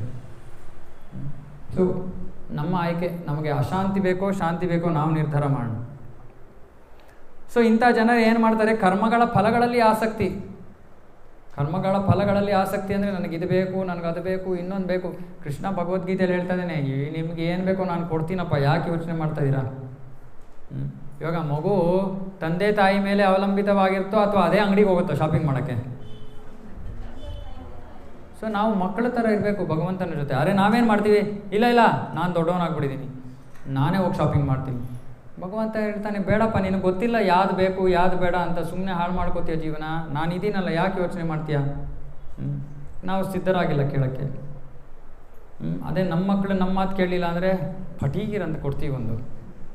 ಭಗವಂತ ಪಾಪ ಅವನ ಅಷ್ಟು ಪ್ರೀತಿ ನಮ್ಮ ಮೇಲೆ, ಹೊಡೆದ್ರೆ ಬೇಜಾರು ಮಾಡ್ಕೊಂಬಿಡ್ತಾರೆ ಅಂತ ಸುಮ್ಮನಿದ್ದಾನೆ, ಬಿಟ್ಬಿಟ್ಟಿದ್ದಾನೆ. ಬೀಳಿ ಬಿದ್ದು ಹೇಳಿ ನೀವು ಮಾಡಿ, ನಿಮ್ಗೆ ಹೆಂಗೋ ಬೇಕೋ ಮಾಡಿ. ಹೇಳೋದಂತೂ ಹೇಳ್ತಾ ಇದ್ದೀನಿ ನಾನು, ಕೇಳೋದು ಬಿಡೋದು ನಿಮಗೆ ಬಿಟ್ಟರು. ಕೃಷ್ಣನಲ್ಲಿ ಆಸಕ್ತಿ ಇದ್ದು ಅವನಿಗಾಗಿಯೇ ಕೆಲಸ ಮಾಡುವವನು ನಿಶ್ಚಯವಾಗಿಯೂ ಮುಕ್ತನಾದವನು. ಎಷ್ಟು ಜನಕ್ಕೆ ಮುಕ್ತಿ ಬೇಕು? ಉತ್ತರ ಕೊಟ್ಬಿಟ್ಟಿದ್ದಾನೆ ಕೃಷ್ಣ, ಉತ್ತರ ಕೊಟ್ಬಿಟ್ಟಿದ್ದಾನೆ. ಏನು ಮಾಡಬೇಕಾಗಿಲ್ಲ, ಹಿಮಾಲಯಕ್ಕೆ ಹೋಗ್ಬೇಕಾಗಿಲ್ಲ, ಗಂಗೆಯಲ್ಲಿ ಹೋಗಿ ಮುಳುಗಬೇಕು, ಏನಿಲ್ಲ. ಕೃಷ್ಣ ಏನು ಹೇಳ್ತಾ ಇದ್ದಾನೆ, ನನಗೋಸ್ಕರ ಕೆಲಸ ಯಾರು ಮಾಡ್ತಾರೋ ಅವ್ರು ಮುಕ್ತರು. ಕೃಷ್ಣನಿಗೆ ಹೇಗೆ ಕೆಲಸ ಮಾಡೋದಪ್ಪ ನಾವು? ಓಕೆ, ಮಾತಾಜಿಯವ್ರನ್ನ ಕೇಳೋಣ. ಕೃಷ್ಣನಿಗೆ ಹೇಗೆ ಕೆಲಸ ಮಾಡೋದು? ಅಡುಗೆ ಮಾಡೋದು ಕೃಷ್ಣನ ಕೆಲಸ. ಅಡುಗೆಯನ್ನು ಮಾಡಿ ಅದನ್ನು ಭಗವಂತನಿಗೆ ನೈವೇದ್ಯ ಮಾಡಿದಾಗ ಕೃಷ್ಣನ ಕೆಲಸ. ಇವಾಗ ಹೊರಗಡೆ ರಂಗೋಲಿ ಯಾರಿಗದು? ಕೃಷ್ಣನ ಕೆಲಸ. ಹೂವು ದೇವರ ಮನೆಯಲ್ಲಿ ದೇವರ ಪೂಜೆ ಮಾಡೋದು ಕೃಷ್ಣನ ಕೆಲಸ. ಗಂಡಸರು ಕೆಲಸಕ್ಕೆ ಹೋಗೋದು ಕೃಷ್ಣನ ಕೆಲಸವಾಗಿ ಮಾಡಬೇಕು. ನಾವು ಇವತ್ತು ಹಣದ ಹಿಂದೆ ಓಡ್ತಾ ಇದ್ದೀವಿ. ಓಕೆ, ಹಣ ಅಂದರೆ ನಾವು ಶಾಸ್ತ್ರದಲ್ಲಿ ಲಕ್ಷ್ಮಿ ಅಂತೀವಿ, ಹೌದಾ? ಹಣ ಬೇಕಂದರೆ ಯಾರ ಆರಾಧನೆಯನ್ನು ಮಾಡಬೇಕು? ಲಕ್ಷ್ಮಿಯ ಆರಾಧನೆಯನ್ನು ಮಾಡಬೇಕು. ಅದಕ್ಕೆ ಲಕ್ಷ್ಮಿ ಅಂತಾರೆ. ಲಕ್ಷ್ಮಿಯ ಇನ್ನೊಂದು ಹೆಸರೇನು? ಲಕ್ಷ್ಮಿಯ ಒಂದು ಗುಣಲಕ್ಷಣ ಇದೆ, ಚಂಚಲೆ. ಅಂದರೆ ಏನರ್ಥ? ನಿಮ್ಮ ಬ್ಯಾಂಕ್ ಬ್ಯಾಲೆನ್ಸಿಂದ ನಿಮ್ಮ ಪಕ್ಕದ ಮನೆಯವ್ರ ಬ್ಯಾಂಕ್ ಬ್ಯಾಲೆನ್ಸ್ ಕೊಟ್ಟೋಗ್ತಾಳೆ ಲಕ್ಷ್ಮಿ. ನಿಮ್ಗದು ಸಂತೋಷ ಆಗಲ್ಲ. ಲಕ್ಷ್ಮಿಯನ್ನು ಸಂಗ್ರಹ ಮಾಡೋಕ್ಕೆ ನಾವು ಕೆಲಸಕ್ಕೆ ಹೋಗ್ತಾ ಇದ್ದೀವಿ, ಹೌದಾ? ಲಕ್ಷ್ಮಿ ಬರ್ತಾಳೆ, ಆಮೇಲೆ ನಾವು ಮಾಡ್ತೀವಿ, ಸಂಜೆ ಆಯಿತು, ಲೈಟ್ ಹಾಕಿ ಇದು ಮಾಡಿ ಇನ್ನೊಂದು ಮಾಡಿ ಮತ್ತೊಂದು ಮಾಡಿ. ಲಕ್ಷ್ಮಿ ಎಲ್ಲೂ ಹೋಗಬಾರ್ದು. ನೀವು ಲೈಟ್ ಹಾಕಿ ಆನ್ ಮಾಡಿ ಆಫ್ ಮಾಡೋದ್ರಲ್ಲಿ ಲಕ್ಷ್ಮಿ ನಿಮ್ಮ ಮನೇಲಿ ಕೂತ್ಕೊಳ್ಳೋದಿಲ್ಲ. ಲಕ್ಷ್ಮಿ ಯಾವಾಗ ಕೂತ್ಕೋತಾಳೆ? ನಾರಾಯಣ ಎಲ್ಲಿದ್ದಾನೋ ಅಲ್ಲಿ ಕೂತ್ಕೋತಾಳೆ. ಸರಳವಾದ ವಿಷಯ. ನಾರಾಯಣ ಎಲ್ಲಿ ಕೂತ್ಕೋತಾನೆ?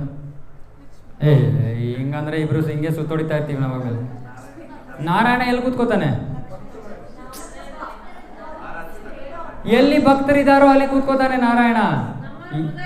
ನಮ್ಮ ಹೃದಯದಲ್ಲಿ ಬರೋಣ ಇರಿ. ಹೃದಯದಲ್ಲಿ ಯಾರು ಕೂತಿದ್ದಾರೆ ಅಂತ ಹೇಳ್ತೀನಿ. ಯತ್ರ ಗಾಯಂತಿ ಮದ್ಭಕ್ತ ತತ್ರ ತಿಷ್ಠಾಮಿ ನಾರದ. ನಮ್ಮ ಹೃದಯದಲ್ಲಿ ಇವಾಗ ಏನು ತುಂಬಿದೆ? ಕೊಳೆ ತುಂಬಿದೆ. ಕೃಷ್ಣನನ್ನ ಕೊಳೆಯಲ್ಲಿ ಕೂರಿಸ್ತೀವ ನಾವು? ಕೃಷ್ಣ ಕೊಳೆಯಲ್ಲಿ ಕೂತ್ಕೋತಾನ? ಸದ್ಯಕ್ಕೆ ನಮ್ಮ ಹೃದಯದಲ್ಲಿ ಕೂತಿಲ್ಲ. ಪರಮಾತ್ಮ ಕೂತಿಯಾನೆ, ಅವನ ಕೆಲಸ ಬೇರೆ. ಕೃಷ್ಣ ಕೂತಿಲ್ಲ. ಪರಮಾತ್ಮ ಕೃಷ್ಣನ ಅಂಶ. ಅವನಿಗೆ ಒಂದು ಕೆಲಸ ಇದೆ ಮಾಡೋದು. ಹನುಮಂತ ಉಪದೃಷ್ಟ ಅಂತ ಭಗವದ್ಗೀತೆಯಲ್ಲಿ ಹೇಳ್ತಾರೆ. ಹಾಗಾಗಿ ಅವನು ಇಷ್ಟನೋ ಇಷ್ಟವಿಲ್ವೋ ಕೂತಿದ್ದಾನೆ ನಮ್ಮ ಹೃದಯದಲ್ಲಿ ಮಾರ್ಗದರ್ಶನ ಕೊಡೋಕ್ಕೆ. ಆದರೆ ಕೃಷ್ಣ ಕೂತ್ಕೊಂಡಿಲ್ಲ.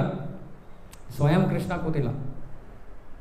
ಸ್ವಯಂ ಕೃಷ್ಣ ಯಾವಾಗ ಕೂತ್ಕೋತಾನೆ ಅಂದರೆ ಬ್ರಹ್ಮ ಸಂಹಿತೆಯಲ್ಲಿ ಹೇಳ್ತಾರೆ, ಪ್ರೇಮಾಂಜನಚ್ಚುರಿತ ಭಕ್ತಿ ವಿಲೋಚನೇನ ಸಂತ ಸದೈವ ಹೃದಯೇಶು ವಿಲೋಕಯಂತಿ. ಸಂತ ಭಗವಂತನ ಭಕ್ತ ಸದೈವ ಸದಾ ಕಾಲದಲ್ಲಿ ಅವನ ಹೃದಯದಲ್ಲಿ ಭಗವಂತ ಕೂತಿದ್ದಾನೆ, ವಿಶ್ರಮಿಸ್ತಾ ಇದ್ದಾನೆ. ಯಾರ ಹೃದಯದಲ್ಲಿ? ಯಾರ ಹೃದಯ ಸಂಪೂರ್ಣವಾಗಿ ಪರಿಶುದ್ಧವಾಗುವುದೆಯೋ ಅಂಥವನ ಹೃದಯದಲ್ಲಿ. ಹಾಗಾಗಿ ಇನ್ನೂ ನಮ್ಮ ಹೃದಯದಲ್ಲಿ ಬರೋ ಸಮಯ ಬಂದಿಲ್ಲ. ಸ್ವಲ್ಪ ಇನ್ನೂ ಜಾಸ್ತಿನೇ ಕೊಳೆ ಇದೆ. ನಾರಾಯಣ ಎಲ್ಲಿ ಕೂತ್ಕೋತಾನೆ? ಎಲ್ಲಿ ತನ್ನ ಭಕ್ತ ಅವನಿಗೆ ಭಕ್ತಿ ಸೇವೆಯನ್ನು ಮಾಡ್ತಾ ಇದ್ದಾನೆ ನಾರಾಯಣ ಅಲ್ಲಿ ಕೂತ್ಕೋತಾನೆ. ಲಕ್ಷ್ಮಿ ಸಹಜವಾಗಿ ಬಂದು ಜೊತೆ ಕೂತ್ಕೊಂಡ್ಬಿಡ್ತಾಳೆ. ಏನು ಮಾಡಲೇಬೇಕಾಗಿಲ್ಲ. ಸೊ ಅರ್ಥ ಮಾಡ್ಕೊಳ್ಳಿ, ಶಾಸ್ತ್ರದ ವಿಚಾರಗಳು ಬಹಳ ಅರ್ಥಪೂರ್ಣವಾದವು. ನಾವು ಹಣ ಸಂಪಾದನೆ ಮಾಡೋಕ್ಕೋಸ್ಕರ ಕಷ್ಟಪಡ್ತಾ ಇದ್ದೀವಿ. ಹಣ ಬರುತ್ತೆ ಇಲ್ಲಿ. ಆದರೆ ಆ ಹಣ ಬಂದಾಗ ಹಣ ನಮ್ಮ ಹತ್ರನೇ ಉಳಿಬೇಕು ಅಂದರೆ ನಾವೇನು ಮಾಡಬೇಕು? ಭಗವಂತನ ಸೇವೆಯಲ್ಲಿ ತೊಡಗಬೇಕು. ಅದಕ್ಕೆ ಇಲ್ಲಿ ಕೃಷ್ಣ ಇಲ್ಲಿ ಏನು ಹೇಳ್ತಾ ಇದ್ರು? ಕೃಷ್ಣನಿಗೋಸ್ಕರ ನಾವು ಕೆಲಸವನ್ನು ಮಾಡಬೇಕು. ಕೃಷ್ಣನಿಗೋಸ್ಕರ ನಾವು ಕೆಲಸವನ್ನು ಮಾಡಿದಾಗ ನಮ್ಮ ಎಲ್ಲ ಕೆಲಸವೂ ಕೂಡ ಯಶಸ್ವಿ ಆಗುತ್ತೆ. ನಾವು ಅಡುಗೆ ಮಾಡೋದು ಯಶಸ್ವಿ ಆಗುತ್ತೆ. ನಾವು ಹೋಗಿ ಹಣ ಸಂಪಾದನೆ ಮಾಡೋದು ಯಶಸ್ವಿ ಆಗುತ್ತೆ. ನಮ್ಮ ಜೀವನ ಯಶಸ್ವಿ ಆಗಬಹುದು. ಆತನಿಗೆ ತನ್ನ ಕರ್ಮಫಲದ ವಿಷಯದಲ್ಲಿ ಆತಂಕವಿಲ್ಲ. ಎಷ್ಟು ಜನರಿಗೆ ಇಲ್ಲಿ ಜೀವನದಲ್ಲಿ ಟೆನ್ಷನ್ ಇಲ್ಲ, ಆತಂಕ ಇಲ್ಲ? ಇಲ್ಲ, ಹಾಗೇನಿಲ್ಲ. ಇದ್ದಾರೆ ಎಷ್ಟೊಂದು ಜನ ಜೀವನದಲ್ಲಿ ಆತಂಕ ಇಲ್ಲ. ನನಗೆ ಯಾವ ಆತಂಕನೂ ಇಲ್ಲ. ಇಲ್ಲಿ ಹೇಳ್ತಾ ಇದ್ದಾರೆ, ಯಾರು ಕೃಷ್ಣ ಭಕ್ತನಾಗ್ತಾನೋ ಅವನ ಜೀವನದಲ್ಲಿ ಆತಂಕ ಇರೋದಿಲ್ಲ. ಯಾಕೆ ಆತಂಕ ಇರಲ್ಲ? ಆ ಮಗುಗೆ ಕೇಳಿದ್ರೆ ಅದಕ್ಕೆ ಟೆನ್ಷನ್ ಇದೆ ಅಂದರೆ ಏನು ಹೇಳುತ್ತೆ ಅದು? ಅಮ್ಮ ಇದ್ದಾರೆ,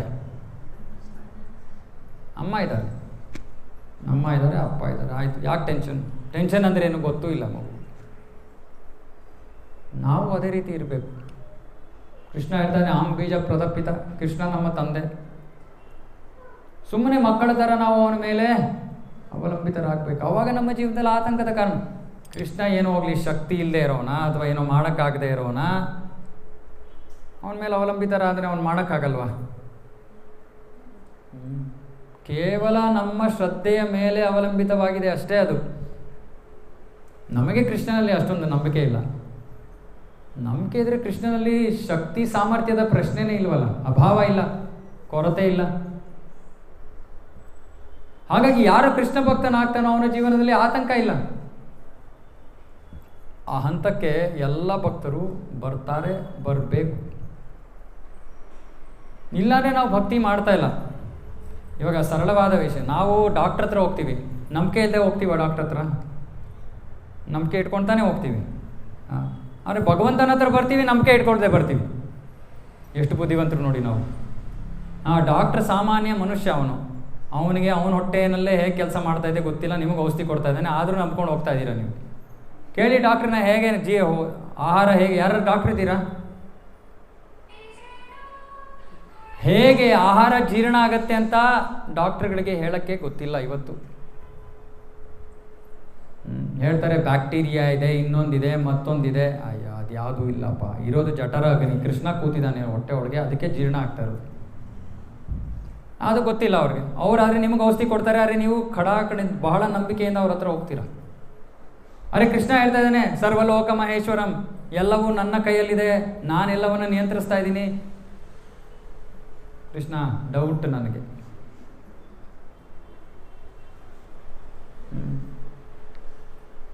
ಹೇರ್ ಕಟಿಂಗ್ ಹೋಗ್ತೀವಿ, ಈ ಕಡೆ ನೋಡ್ಬೋದು ಇವತ್ತಿನ ಕಾಲದಲ್ಲಿ, ಆದರೆ ಈ ಕಡೆ ನೋಡ್ತಾ ಇದ್ದೀನಿ ನಾನು. ಹೇರ್ ಕಟಿಂಗ್ ಹೋಗ್ತೀವಿ, ಹೇರ್ ಕಟಿಂಗ್ ಸೆಲೂನಲ್ಲಿ ಅವನು ಏನು ಇಟ್ಕೊಂಡಿದ್ದಾನೆ?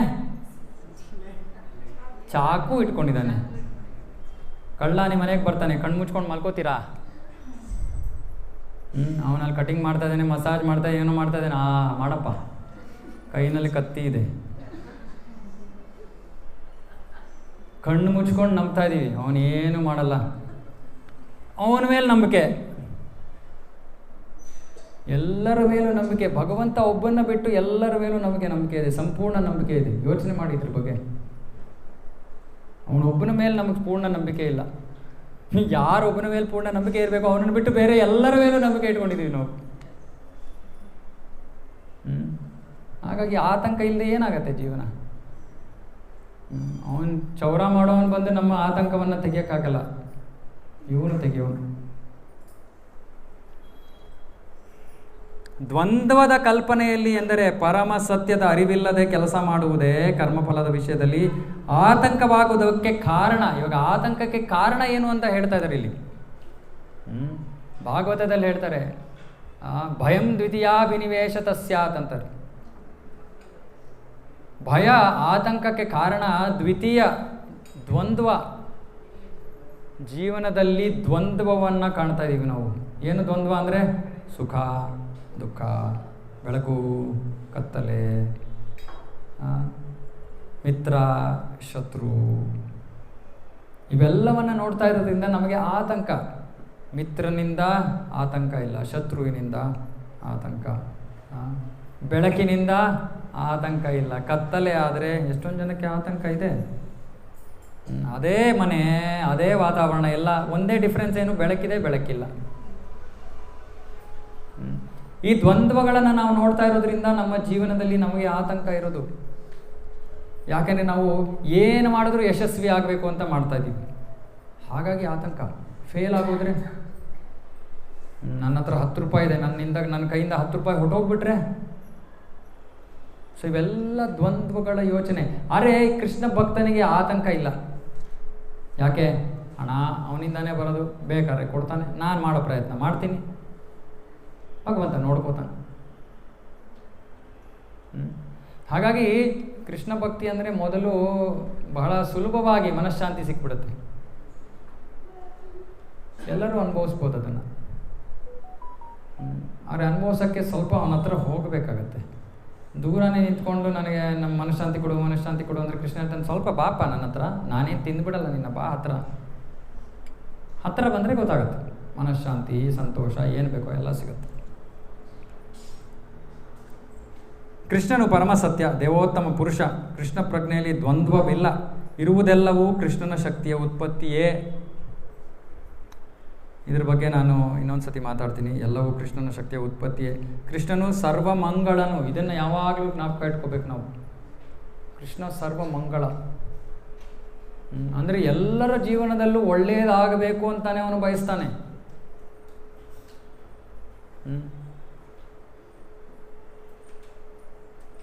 ಅದನ್ನು ನಾವು ಜ್ಞಾಪಕ ಇಟ್ಕೋಬೇಕು. ಕೃಷ್ಣ ನನ್ನ ಒಂದು ಇವಾಗ ನಮ್ಮ ಜೀವನದಲ್ಲಿ ಕಷ್ಟ ಬರುತ್ತೆ. ಕಷ್ಟ ಬಂದರೆ ಅದು ಭಗವಂತ ಸರ್ವಮಂಗಳ ಹೇಗಾದ? ನಮ್ಮ ಜೀವನದಲ್ಲಿ ಕಷ್ಟ ಬಂದಾಗ, ಇವಾಗ ಸರ್ವಮಂಗಳ ಅಂದರೆ ಏನಪ್ಪ? ನಮಗೆ ಎಲ್ಲ ಒಳ್ಳೆಯದೇ ಆಗುವಂಥದ್ದು. ಇವಾಗ ನಮ್ಮ ಜೀವನದಲ್ಲಿ ಕಷ್ಟ ಬಂತು, ದುಃಖ ಬಂತು, ಸಮಸ್ಯೆ ಬಂತು, ಅವಾಗ ನಾವೇನು ಮಾಡ್ತೀವಿ? ಭಗವಂತನ ಹತ್ರ ಹೋಗ್ಬಿಟ್ಟು ಏನು ಕೇಳ್ತೀವಿ ನಾವು? ಏನು ಹೇಳ್ತೀವಿ ಭಗವಂತನಿಗೆ? ಏನು ಹೇಳಿ? ಯಾರಿಗೆ? ನನಗೆ ಯಾಕೆ ಈ ಥರ ಕಷ್ಟ ಕೊಡ್ತಾ ಇದೆಯಾ? ಸ್ವಲ್ಪ ಏನು ಇಷ್ಟೇ ಅಲ್ಲ, ಚೆನ್ನಾಗಿ ಹೇಳ್ಬೇಕು ಮಾತಾಜಿ, ಅಳಬೇಕು ಭಗವಂತನ ಮುಂದೆ. ಅದು ಆಮೇಲೆ ಬರುತ್ತೆ, ಅದು ಆಮೇಲೆ. ಮೊದಲು ಪ್ರಶ್ನೆ ಪಕ್ಕದವರು ಅಷ್ಟು ಚೆನ್ನಾಗಿದ್ದಾರಲ್ಲ, ಮೊದಲು ಬರೋದು ಪಕ್ಕದವರು ಅಷ್ಟು ಚೆನ್ನಾಗಿದ್ದಾರಲ್ಲ, ನನಗೆ ಯಾಕೆ ಇಷ್ಟೊಂದು ಕಷ್ಟ? ನಾನು ಇಷ್ಟೊಂದು ಏನು ತಪ್ಪು ಕೆಲಸ ಮಾಡೇ ಇಲ್ಲ. ಹೌದಪ್ಪ, ರಾಂಗ್ ಅಡ್ರೆಸ್ಸಿಗೆ ಬಂದ್ಬಿಟ್ಟಿದ್ದೀನಿ ಕರ್ಮಫಲ. ನಮ್ಮ ಪೋಸ್ಟಲ್ ಇದ್ರ ಥರ ಅಲ್ಲ, ನಮ್ಮ ಪೋಸ್ಟಲ್ಲೂ ಚೆನ್ನಾಗಿ ಓಡುತ್ತೆ, ಪಾರ್ಸಲ್ ಎಲ್ಲೂ ತಪ್ಪು ಹೋಗಲ್ಲ. ಹರೇ ಕೃಷ್ಣ, ಇಲ್ಲಿ ಸಂವಾದ ಆಗಲಿ, ಇನ್ನು ಎರಡೆರಡು ಸಂವಾದ ಆದರೆ ಆಗಲ್ಲ. ಸೊ ಭಗವಂತ ನಮ್ಮ ಕರ್ಮಫಲವನ್ನು ನಮಗೇ ಕೊಡ್ತಾನೆ, ತಪ್ಪ ಅಡ್ರೆಸ್ಗೆ ಬಂದಿಲ್ಲ. ಅಂದರೆ ನಾವು ಪ್ರಶ್ನೆ ಏನು ಕೇಳ್ತಾ ಇದ್ವಿ, ನನಗೆ ಯಾಕೆ ನೀನು ಹಿಂಗೆ ತೊಂದರೆ ಕೊಡ್ತಾ ಇದೆಯಾ? ಅದನ್ನು ಕೃಷ್ಣ ಭಗವದ್ಗೀತೆಯಲ್ಲಿ ಉತ್ತರ ಕೊಟ್ಬಿಟ್ಟಿದ್ದಾನೆ. ನಿಮ್ಮ ಕಷ್ಟ ಸುಖಕ್ಕೆ ನೀವೇ ಕಾರಣರಪ್ಪ, ನಾನು ಕಾರಣನಲ್ಲ ಅಂತ ಮುಂದೆ ಹೇಳ್ತಾನೆ.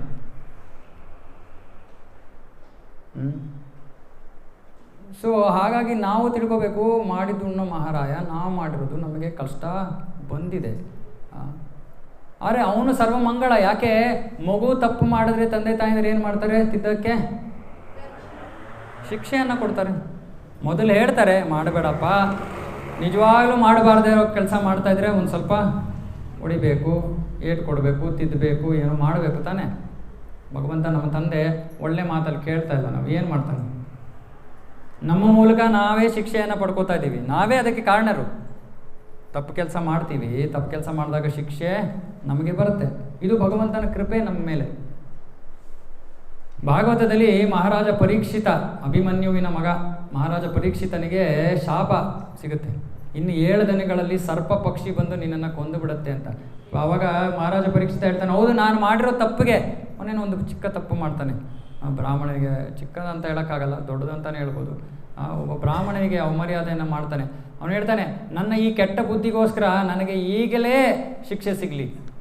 ಅವನು ಆ ರೀತಿ ಯೋಚನೆ ಮಾಡ್ತಾ ಇರ್ತಾನೆ. ಅಷ್ಟೊತ್ತಿಗೆ ಈ ಸಮಾಚಾರ ಬರ್ತೀನಿ, 7 ದಿನಗಳಲ್ಲಿ ನಿನ್ನ ಪ್ರಾಣ ಹೋಗುತ್ತೆ ಅಂತ. ಅವನು ಹೇಳ್ತಾನೆ, ಓ ಒಳ್ಳೇದಾಯ್ತು, ಭಗವಂತ ನನಗೆ ಈ ಥರ ಶಿಕ್ಷೆ ಕೊಡ್ತಾ ಇದ್ದಾನೆ, ಯಾಕೆ ತಿರ್ಗಾ ನಾನು ಈ ಥರ ತಪ್ಪು ಮಾಡಬಾರ್ದು. ಸೊ ಕೃಷ್ಣ ನಮಗೆ ಶಿಕ್ಷೆ ಬರೋದಕ್ಕೆ ಯಾಕೆ ಬಿಡ್ತಾ ಇದ್ದಾನೆ? ನಾವು ತಿರ್ಗಾ ಇದೇ ರೀತಿ ತಪ್ಪು ಮಾಡಬಾರ್ದು ಅಂತ. ಆದರೆ ನಾವು ಕಲಿತಾನೆ ಇಲ್ವೇ? ನಮ್ಮ ಮಕ್ಕಳಿಗೆ ನಾವು ಅದನ್ನೇ ಮತ್ತೆ ಮತ್ತೆ ಹೇಳಕ್ಕೆ ಇಷ್ಟಪಡ್ತೀವ? ಹೇಳಿ, ಎಸತಿ ಹೇಳಬೇಕು.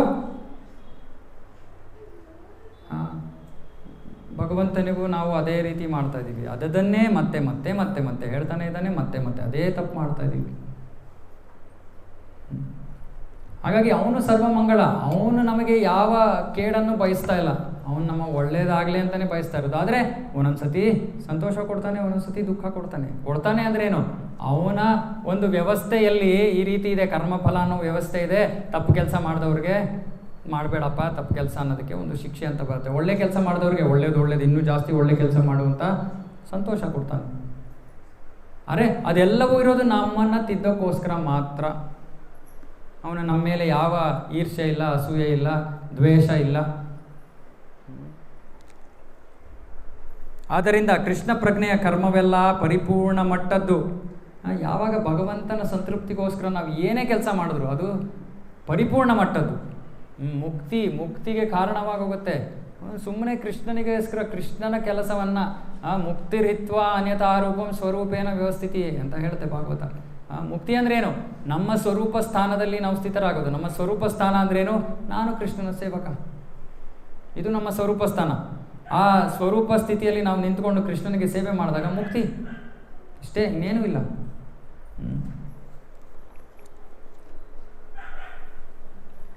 ಈ ಕೆಲಸವೆಲ್ಲ ಆಧ್ಯಾತ್ಮಿಕವಾದದ್ದು, ಇದಕ್ಕೆ ಐಹಿಕ ಫಲವೇ ಇಲ್ಲ. ಯಾವಾಗ ನಾವು ಕೃಷ್ಣನಿಗೋಸ್ಕರ ಕೆಲಸ ಮಾಡ್ತೀವೋ ಅದರಿಂದ ಕರ್ಮಫಲನೇ ಇಲ್ಲ.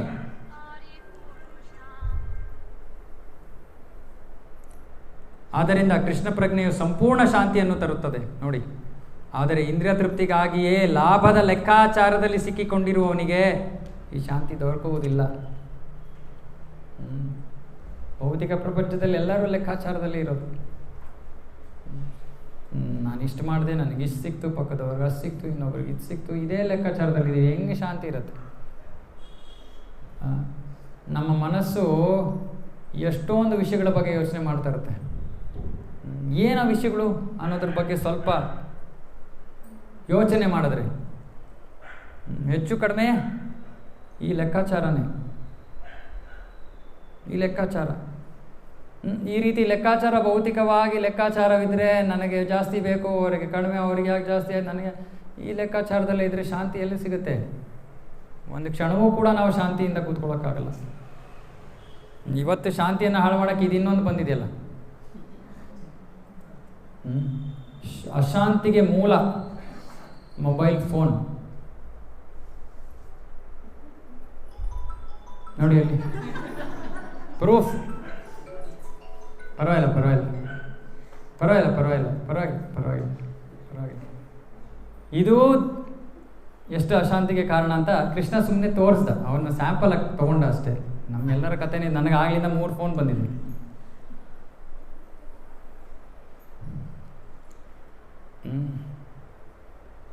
ಮೊಬೈಲ್ ಫೋನಲ್ಲಿ ಮುಳುಗೋಗ್ಬೇಡಿ, ಕೃಷ್ಣ ಕೊಡಲ್ಲ ಮೊಬೈಲ್ ಫೋನ್. ಎನಿವೆ, ಸಂಪೂರ್ಣ ಶಾಂತಿಯನ್ನು ತರುತ್ತದೆ. ಆದರೆ ಇಂದ್ರಿಯ ತೃಪ್ತಿಗಾಗಿಯೇ ಲಾಭದ ಲೆಕ್ಕಾಚಾರದಲ್ಲಿ ಸಿಲುಕಿಕೊಂಡಿರುವವನಿಗೆ ಈ ಶಾಂತಿ ದೊರಕುವುದಿಲ್ಲ. ಇದೇ ಕೃಷ್ಣ ಪ್ರಜ್ಞೆಯ ಗುಟ್ಟು. ಕೃಷ್ಣನನ್ನು ಬಿಟ್ಟು ಅಸ್ತಿತ್ವವಿಲ್ಲ ಎನ್ನುವ ಅರಿವೇ ಶಾಂತಿ ಮತ್ತು ನಿರ್ಭಯಗಳ ನೆಲೆ. ನೋಡಿ ಎಷ್ಟು ಚೆನ್ನಾಗಿದೆ ಹೇಳ್ತಾ ಇದ್ದಾರೆ. ಕೃಷ್ಣನನ್ನು ಬಿಟ್ಟು ಅಸ್ತಿತ್ವವಿಲ್ಲ, ಏನೂ ಇಲ್ಲ, ಎಲ್ಲವೂ ಕೂಡ ಕೃಷ್ಣನೇ. ಯಾವಾಗ ಎಲ್ಲವೂ ಕೂಡ ಕೃಷ್ಣನಿಂದ ಬಂದಿದೆ, ಎಲ್ಲದರಲ್ಲೂ ಕೃಷ್ಣ ಇದ್ದಾನೆ. ಕೃಷ್ಣ ಸರ್ವಾಂತರ್ಯಾಮಿ, ಕೃಷ್ಣ ಸರ್ವವ್ಯಾಪಿ, ಕೃಷ್ಣ ಸರ್ವಜ್ಞ. ಅವನಿಗೆ ಗೊತ್ತಿಲ್ಲದೆ ಇರೋ ಯಾವ ವಿಷಯವೂ ಇಲ್ಲ. ಅವನು ಎಲ್ಲ ವಿಷಯದಲ್ಲೂ ಇದ್ದಾನೆ, ಅವನು ಎಲ್ಲ ಕಡೆ ಇದ್ದಾನೆ. ಹಾಗಿರುವಾಗ ಅಂತಹ ಭಕ್ತನಿಗೆ ಎಲ್ಲಿ ಅವನು ಎಲ್ಲೇ ಹೋದರೂ ಕೂಡ ಕೃಷ್ಣನನ್ನು ನೋಡ್ತಾನೆ. ಅವನಿಗೆ ಅಶಾಂತಿಯ ಕಾರಣ ಏನು? ಆತಂಕದ ಕಾರಣ ಏನು? ಸೊ ಹಾಗಾಗಿ ಕೃಷ್ಣ ಭಕ್ತಿಯನ್ನು ಮಾಡೋದ್ರಿಂದ ನಮಗೆ, ನಾವು ಎಷ್ಟೊಂದು ಜನ ಅನ್ಕೋತಾರೆ ನಮಗೆ ಕೃಷ್ಣ ಭಕ್ತಿ ಅಂದರೆ ಅಯ್ಯೋ ಈ ಭಕ್ತಿ ಗಿಕ್ತಿ ಎಲ್ಲ ನಮಗೆ ಬೇಡ, ಆಯ್ತಪ್ಪ ಭಕ್ತಿ ಬೇಡ, ಜೀವನದಲ್ಲಿ ಶಾಂತಿ ಬೇಕಾ, ಸುಖ ಬೇಕಾ, ಭಕ್ತಿ ಮಾಡಿ. ಅದಕ್ಕೋಸ್ಕರ ಮಾಡಬೇಕು ಅಂತ ಹೇಳ್ತಾ ಇಲ್ಲ. ಆದರೆ ಅದಾದರೂ ಅದಕ್ಕೋಸ್ಕರ ಎಲ್ಲರೂ ಹುಡುಕ್ತಾ ಆದರೂ ಇದೀವಲ್ಲ, ಅಟ್ಲೀಸ್ಟ್ ಅದಕ್ಕೋಸ್ಕರ ಮಾಡಿ. ಆಮೇಲೆ ನಿಮ್ಗೆ ನೆಕ್ಸ್ಟ್ ಲೆವೆಲ್ ಕರ್ಕೊಂಡು ಹೋಗ್ತೀವಿ ನಾವು. ಆದರೆ ಭಕ್ತಿಯನ್ನೇ ಮಾಡಲಿಲ್ಲ ಅಂದರೆ ನಾವು ನೆಕ್ಸ್ಟ್ ಲೆವೆಲ್ಗೆ ಹೆಂಗೆ ಕರ್ಕೊಂಡು ಹೋಗ್ಬೇಕಾಗುತ್ತೆ? ಹಾಗಾಗಿ ಸರಳವಾದ ವಿಷಯ, ಮುಗಿಸ್ತೀನಿ ನನ್ನ ಮಾತನ್ನು. ಭಗವಂತನ ಜೊತೆ ಈ ಒಂದು ಪ್ರೀತಿಯ ಸಂಬಂಧವನ್ನು ಬೆಳೆಸ್ಕೊಳ್ಳೋದೇ ಪ್ರತಿ ವಾರ ಅದನ್ನೇ ಹೇಳ್ತೀನಿ ನಾನು. ಯಾಕಂದರೆ ಬೇರೆ ಏನು ಹೇಳೋಕ್ಕಿಲ್ವೇ ಇಲ್ಲ. ಸಂಪೂರ್ಣ ಶಾಸ್ತ್ರದ ಸಾರ ಇದೆ ಕೃಷ್ಣ ಭಕ್ತಿ, ಸಂಪೂರ್ಣ ಶಾಸ್ತ್ರ. ವೇದಗಳಲ್ಲಿ ಕೋಟ್ಯಾಂತರ ಶ್ಲೋಕಗಳಿವೆ. ಆ ಎಲ್ಲ ಕೋಟ್ಯಾಂತರ ಶ್ಲೋಕಗಳ ಉದ್ದೇಶ ಅಹಮೇವ ವೇದ್ಯ. ಕೃಷ್ಣ ಹೇಳ್ತಾನೆ, ವೇದೇಶ್ಚ ಸರ್ವೇರ ಅಹಮೇವ ವೇದ್ಯ. ಈ ಸಂಪೂರ್ಣ ವೇದಗಳನ್ನು ಅಧ್ಯಯನ ಮಾಡೋ ಉದ್ದೇಶ ಏನು? ನನ್ನನ್ನು ತಿಳ್ಕೊಳ್ಳೋದು, ನನ್ನನ್ನು ಅರ್ಥ ಮಾಡ್ಕೊಳ್ಳೋದು, ನನ್ನ ಭಕ್ತನಾಗೋದು. ಹಾಗಾಗಿ ಸರಳವಾದ ಮಾರ್ಗ, ಸುಮ್ಮನೆ ಕೃಷ್ಣನ ನಾಮವನ್ನು ತಗೊಳ್ಳೋದ್ರ ಮೂಲಕ ನಾವು ಕೃಷ್ಣನ ಜೊತೆ ಪ್ರೀತಿಯ ಸಂಬಂಧವನ್ನು ಸ್ಥಾಪನೆ ಮಾಡ್ಬೋದು. ಹಾಗಾಗಿ ನಿಮ್ಮೆಲ್ಲರಲ್ಲೂ ಮತ್ತೆ ಪ್ರಾರ್ಥನೆ ಮಾಡ್ತಾ ಇದ್ದೀನಿ, ದಯವಿಟ್ಟು ಭಗವಂತನಿಗೆ ಒಂದು ಸ್ವಲ್ಪ ಹೆಚ್ಚು ಸಮಯವನ್ನು ಕೊಡಿ. ಆ ಹೆಚ್ಚು ಸಮಯವನ್ನು ಕೊಡೋದ್ರಿಂದ ನಿಮಗೆ ಯಾವ ನಷ್ಟವೂ ಆಗೋದಿಲ್ಲ. ಸಂಪೂರ್ಣ ಲಾಭದ ಸಂಬಂಧ. ಯಾಕೆ ಲಾಭ? ಪ್ರೀತಿ, ವಿಶ್ವಾಸ, ಸಂತೋಷ. ಇದಕ್ಕಿಂತ ಬಿಟ್ಟು ನಮಗೇನು ಬೇಕು ಜೀವನದಲ್ಲಿ? ಇಲ್ಲಿ ಮಾತ್ರ ಅಲ್ಲ, ಈ ಜನ್ಮದಲ್ಲಿ ಮಾತ್ರ ಅಲ್ಲ, ಮುಂದಿನ ಜನ್ಮಗಳಲ್ಲಿ, ಅಥವಾ ನಾವು ನಿಜವಾಗ್ಲೂ ಸಾಧನೆಯನ್ನು ಮಾಡಿ ಪರಿಪೂರ್ಣತೆಯನ್ನು ಸಾಧನೆ ಮಾಡಿದ್ರೆ ಭಗವಂತನ ಧಾಮದಲ್ಲಿ ಭಗವಂತನ ಜೊತೆ ಸಂತೋಷವಾಗಿ ನಾವು ಸನಾತನವಾಗಿ ಶಾಶ್ವತವಾಗಿ ಅವನ ಜೊತೆ ಇರ್ಬೋದು. ಅದಕ್ಕೆ ಮಾಡಬೇಕಾಗಿರೋದು ನಾವು ಇಷ್ಟೇ, ಸುಮ್ಮನೆ ಭಗವಂತನ ಪವಿತ್ರ ನಾಮವನ್ನು ತಗೋಬೇಕು. ಹರೇ ಕೃಷ್ಣ ಕೃಷ್ಣ ಕೃಷ್ಣ ಹರೇ ಹರೇ, ಹರೇ ರಾಮ ರಾಮ ರಾಮ ಹರೇ. ಶ್ರೀಮದ್ ಭಗವದ್ಗೀತಾ ಕಿ ಜೈ. ಜಗದ್ಗುರು ಶ್ರೀಲ ಪ್ರಭುಪಾದ ಕಿ ಜೈ. ಸಮವೇತ ಗೌರ ಭಕ್ತ ವೃಂದ ಕಿ ಜೈ.